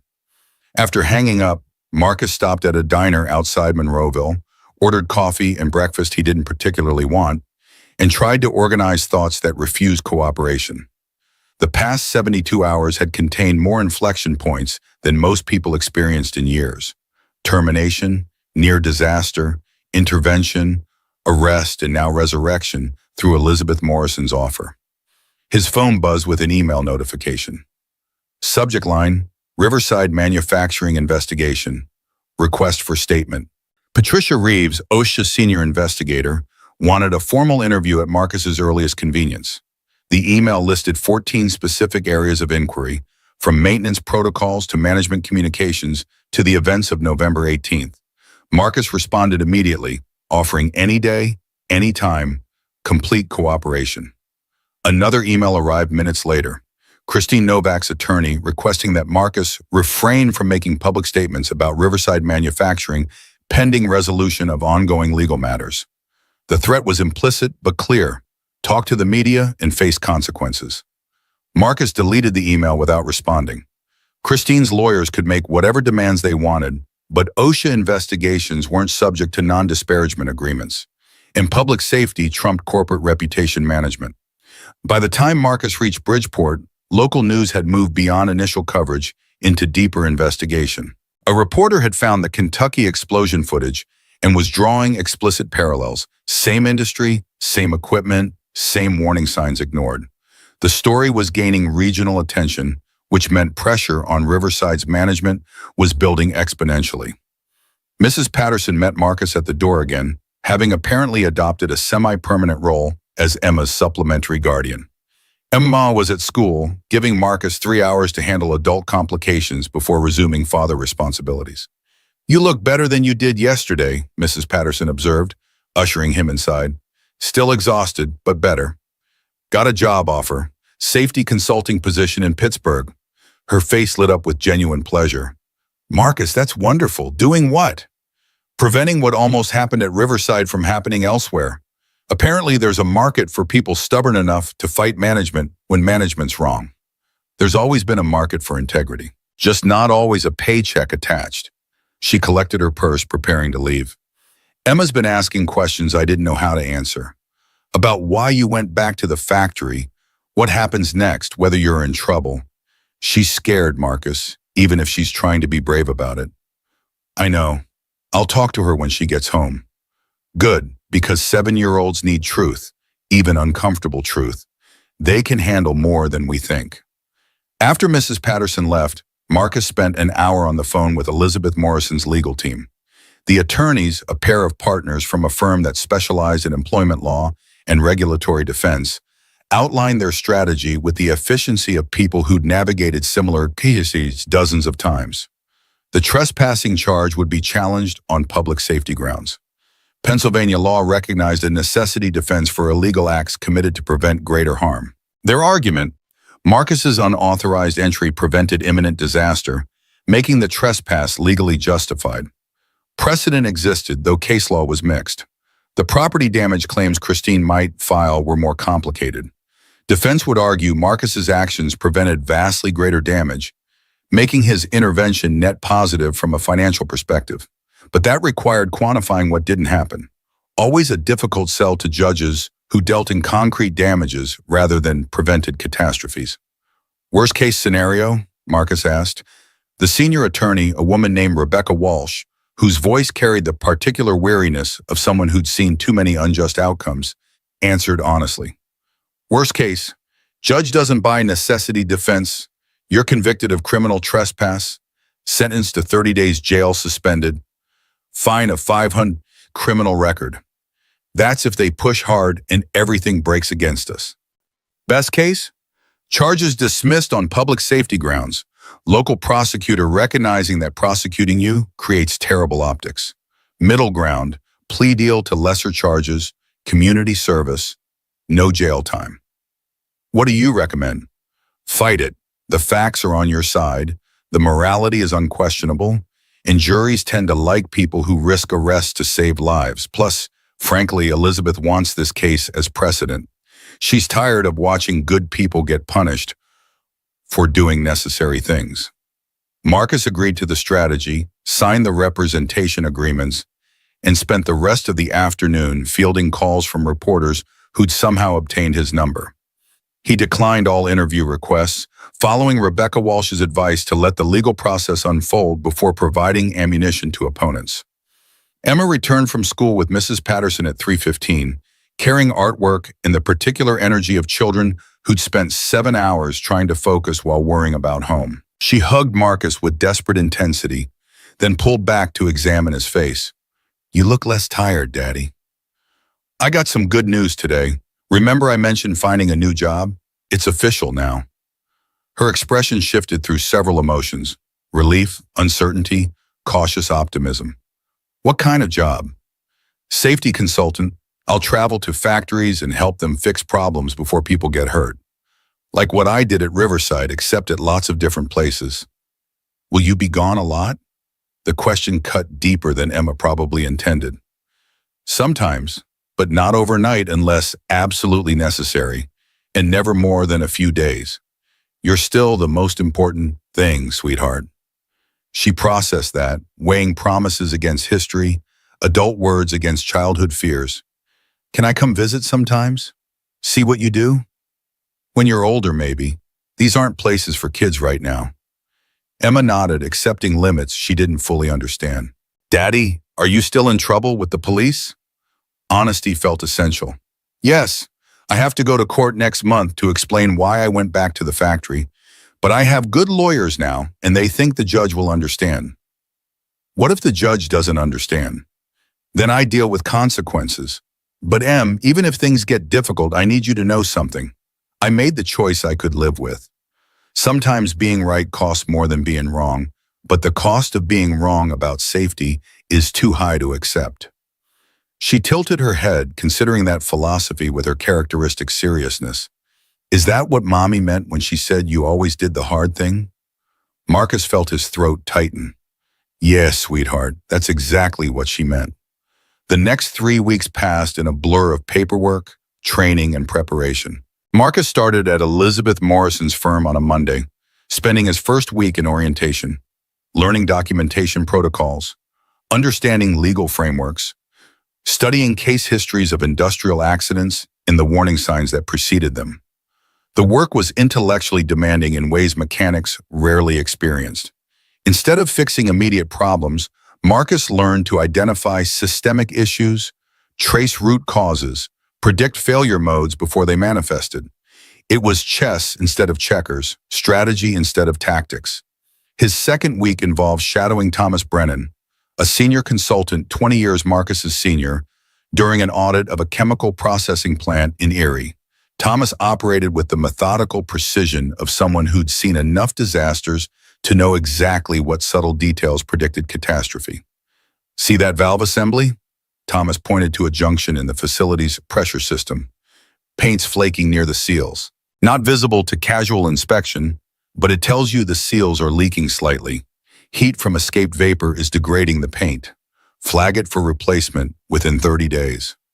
Marcus absorbed every lesson, every technique, every hard-won insight Thomas shared. By week's end, he'd identified 17 potential safety issues the plant operators hadn't recognized, earning Thomas's grudging approval. "You've got the instinct," Thomas acknowledged during the drive back to Pittsburgh. "Most consultants learn this intellectually. Read the manuals, memorize the regulations, check boxes. You feel it. That's rare. 12 years of listening to machines helped.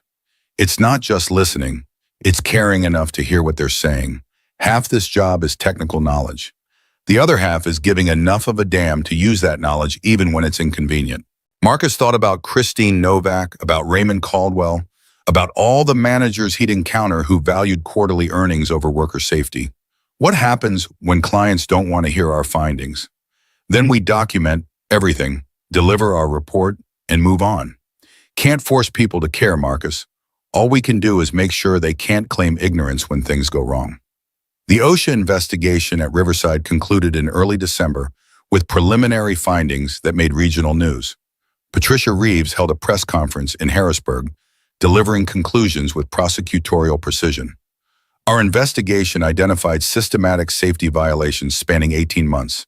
Management disabled critical safety systems, ignored repeated worker concerns, and deferred maintenance to unsustainable levels. The November 18th near catastrophe was not an isolated incident, but the predictable outcome of chronic negligence. Cameras flashed as reporters shouted questions. Reeves continued undeterred. "We're recommending criminal charges against management for willful violation of safety regulations. Additionally, Riverside Manufacturing faces $2.3 million in civil penalties. The facility will remain closed until comprehensive repairs are completed and new safety protocols are implemented under direct OSHA supervision." The camera cut to Raymond Caldwell's attorney delivering a prepared statement about cooperation and commitment to worker safety, words that rang hollow after Reeves's testimony. Christine Novak was notably absent, apparently having resigned her position the previous week. Marcus watched the press conference from Elizabeth Morrison's office, where the firm had gathered to monitor developments. Elizabeth turned off the television as Reeves concluded, "That's the outcome we hope for but rarely get. Actual accountability." She looked at Marcus. "You should feel proud. Your actions force this investigation, and this investigation will prevent similar disasters at other facilities. OSHA is going to use Riverside as a case study, what happens when warnings get ignored, and what intervention looks like when someone refuses to stay silent. I just wish it hadn't required near disaster to create change. Welcome to industrial safety. We're always one incident away from reform, always fighting to prevent tragedies that haven't happened yet. It's frustrating, exhausting, and occasionally heartbreaking, but it matters." Diego called that evening with updates from the ground level. Management's completely restructured. Raymond's out. Board forced him to retire. They brought in some turnaround specialists to salvage what's left.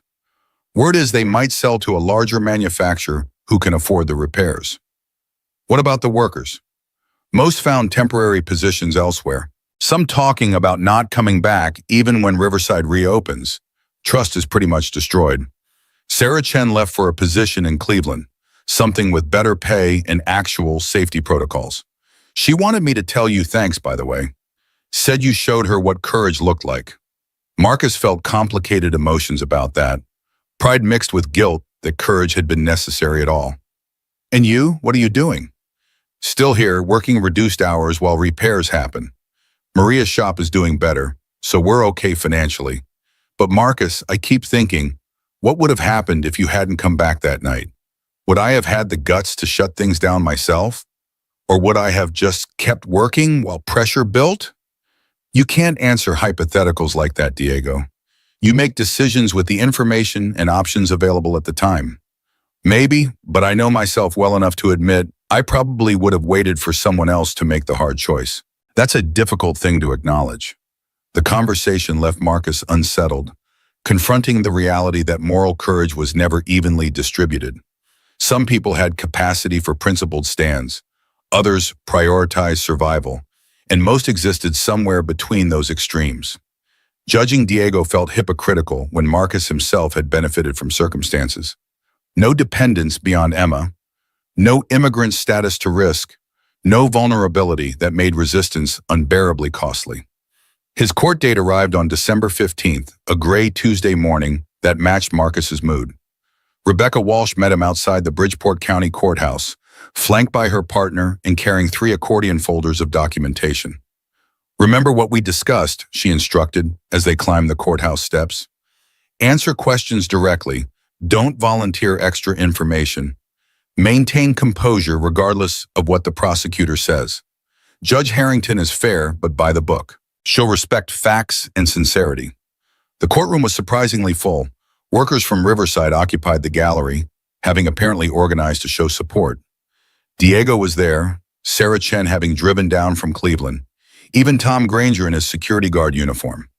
Their presence felt simultaneously comforting and pressuring, a reminder that this case had implications beyond Marcus's personal circumstances. Christine Novak sat in the back row alone, looking diminished without her corporate armor. Their eyes met briefly, some complex communication passing between them that Marcus couldn't fully parse. Regret, maybe, or acknowledgement that they'd both made choices with consequences, neither fully anticipated. The prosecutor, a young assistant DA named Michael Torres, who looked fresh out of law school, presented the state's case with more enthusiasm than expertise. Marcus had committed criminal trespass, unauthorized entry to private property with clear signage prohibiting access. Intent was irrelevant. The law prohibited unauthorized entry regardless of motivation. Rebecca Walsh's defense focused on necessity doctrine, the principle that illegal acts became justified when committed to prevent imminent harm. She called Fire Chief Anderson first, who testified about the severity of the situation he'd found, the proximity to catastrophic failure, the lives saved by Marcus's intervention.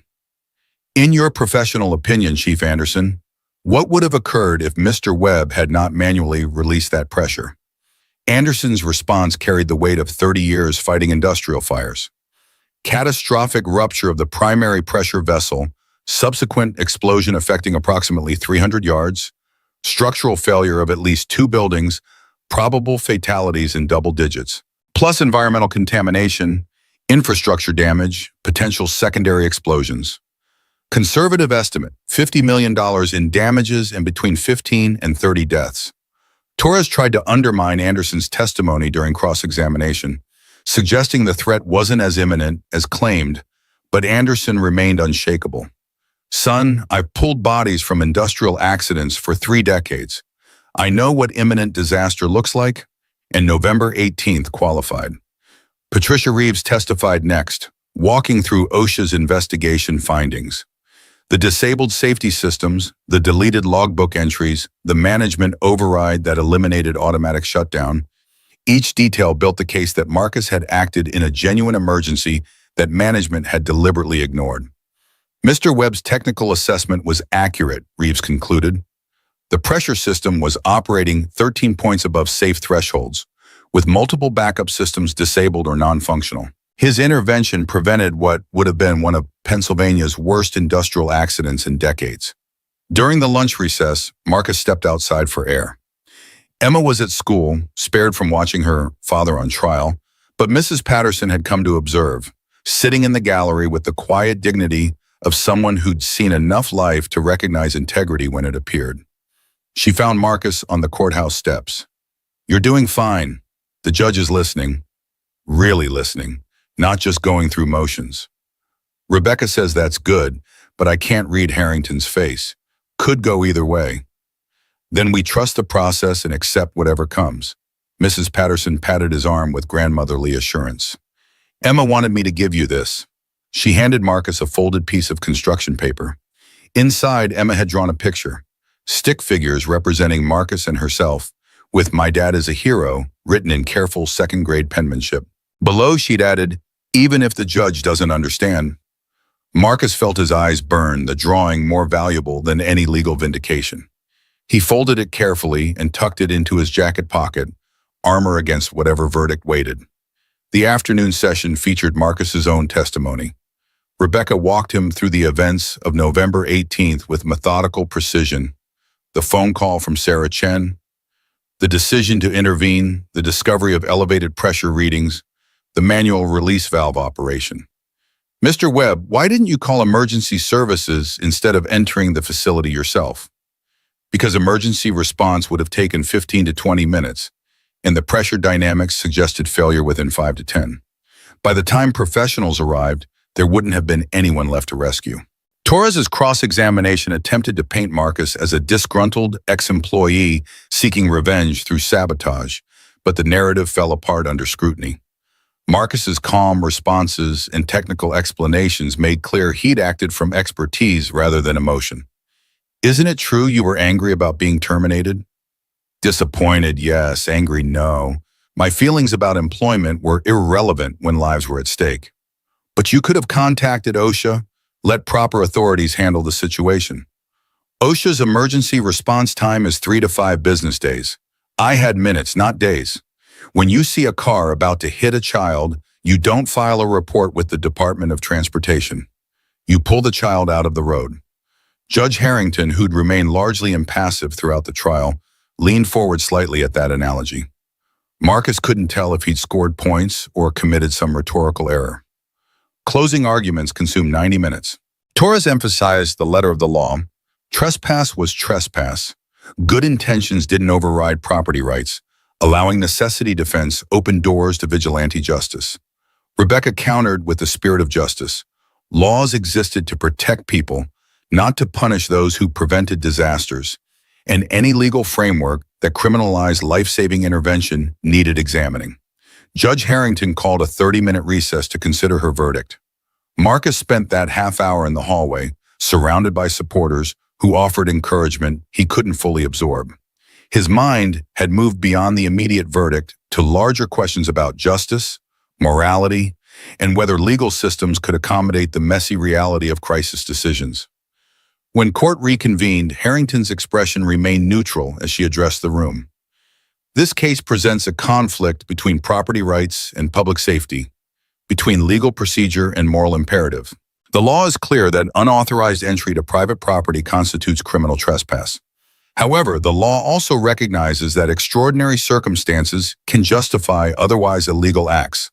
She paused, reviewing notes, while everyone in the courtroom held their collective breath. The evidence presented demonstrates that Mr. Webb possessed genuine expertise to assess the danger, that the threat was imminent and severe, that no reasonable alternative existed, and that his actions directly prevented catastrophic harm. The necessity defense, while rarely invoked successfully, exists precisely for situations like this. Marcus felt Diego's hand grip his shoulder, but couldn't fully process what he was hearing. Therefore, I find Mr. Webb not guilty of criminal trespass. His actions, while technically illegal, were justified by the emergency circumstances and the absence of viable alternatives. Charges dismissed. The courtroom erupted in applause, which Harrington quickly gavelled down, but her small smile suggested she didn't entirely disapprove.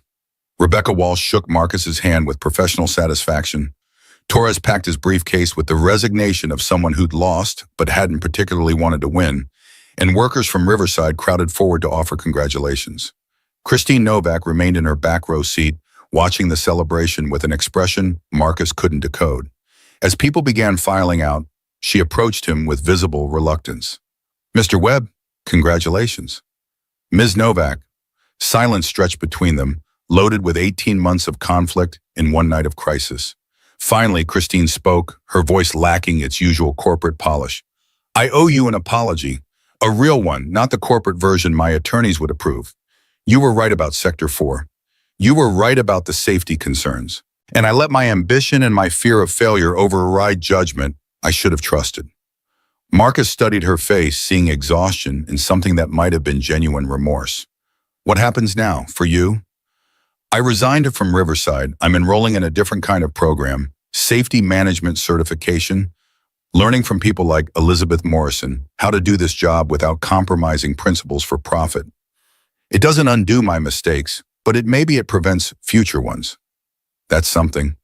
It's not enough, but it's what I can offer." She extended her hand. "Thank you for not letting me kill people with my incompetence." The handshake was brief, awkward, but genuine.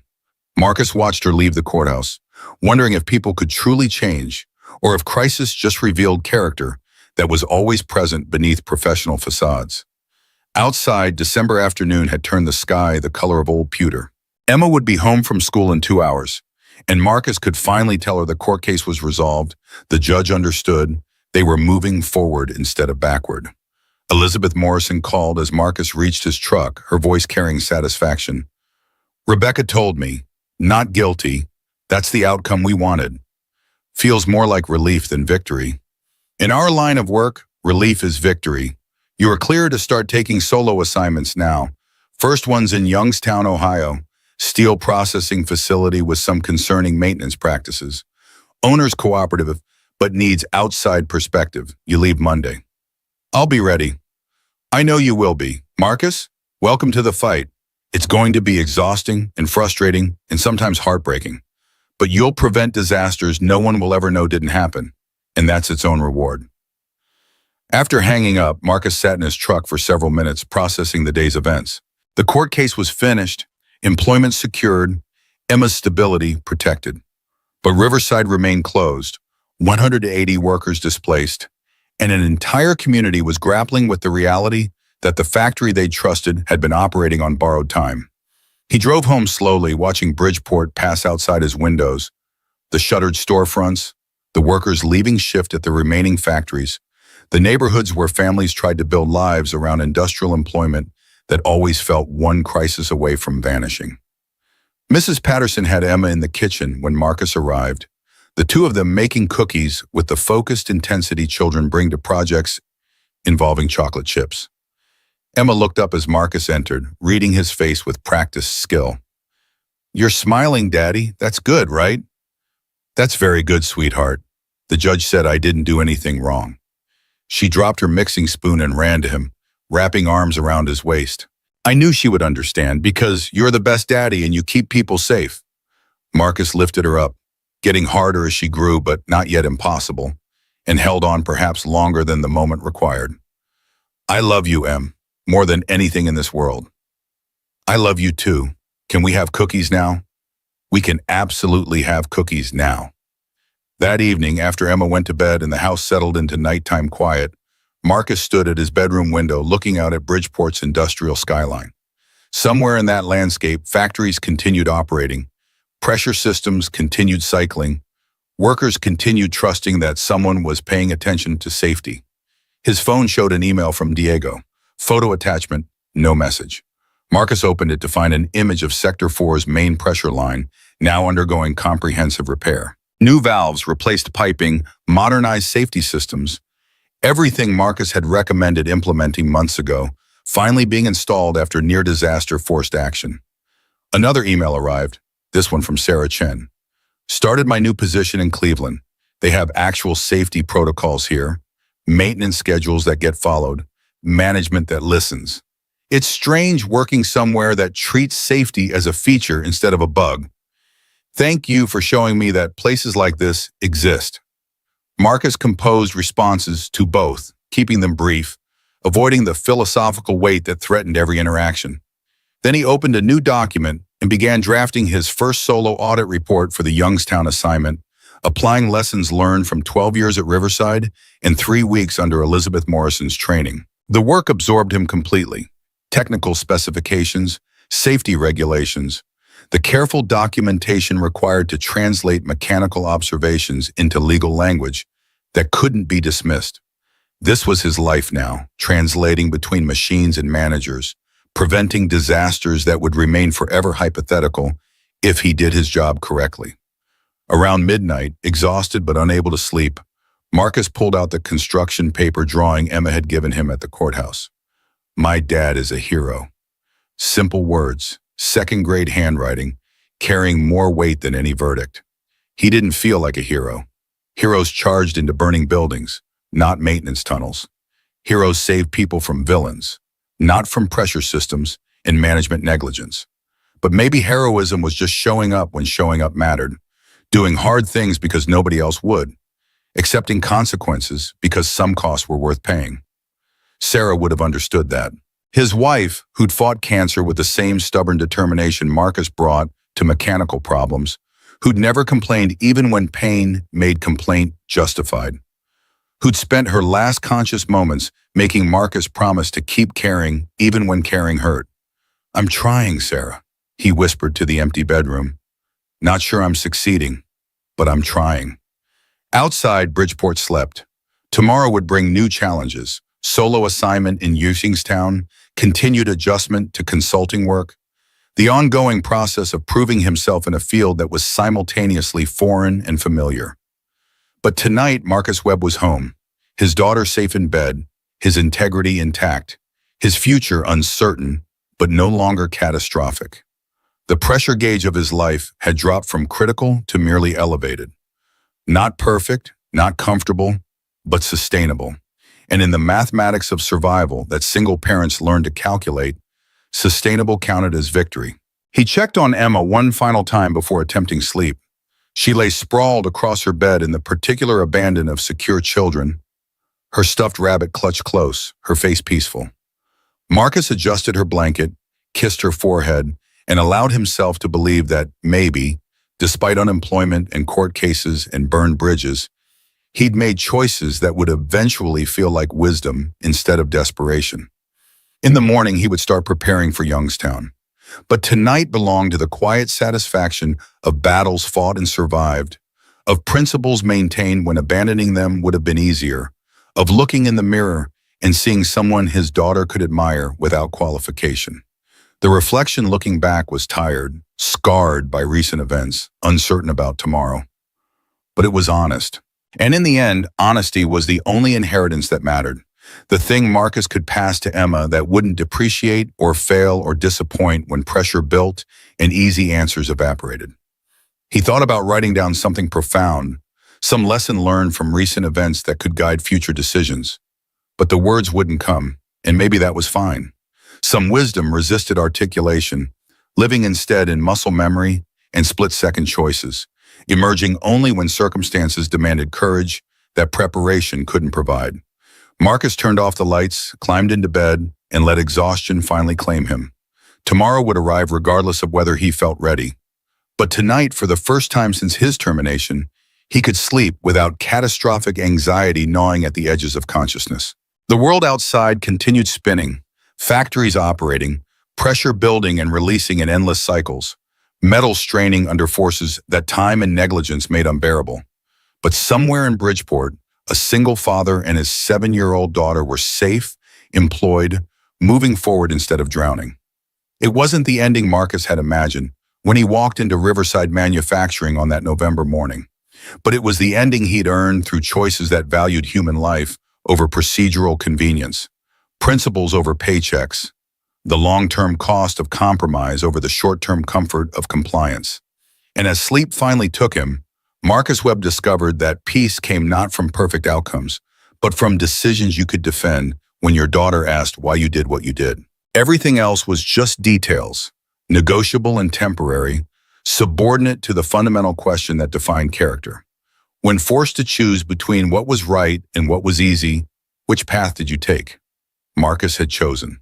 The consequences were his to carry, but so was the certainty that when the next crisis arrived, and it would arrive, because crisis was the constant in industrial work, he would make the same choice again, regardless of cost.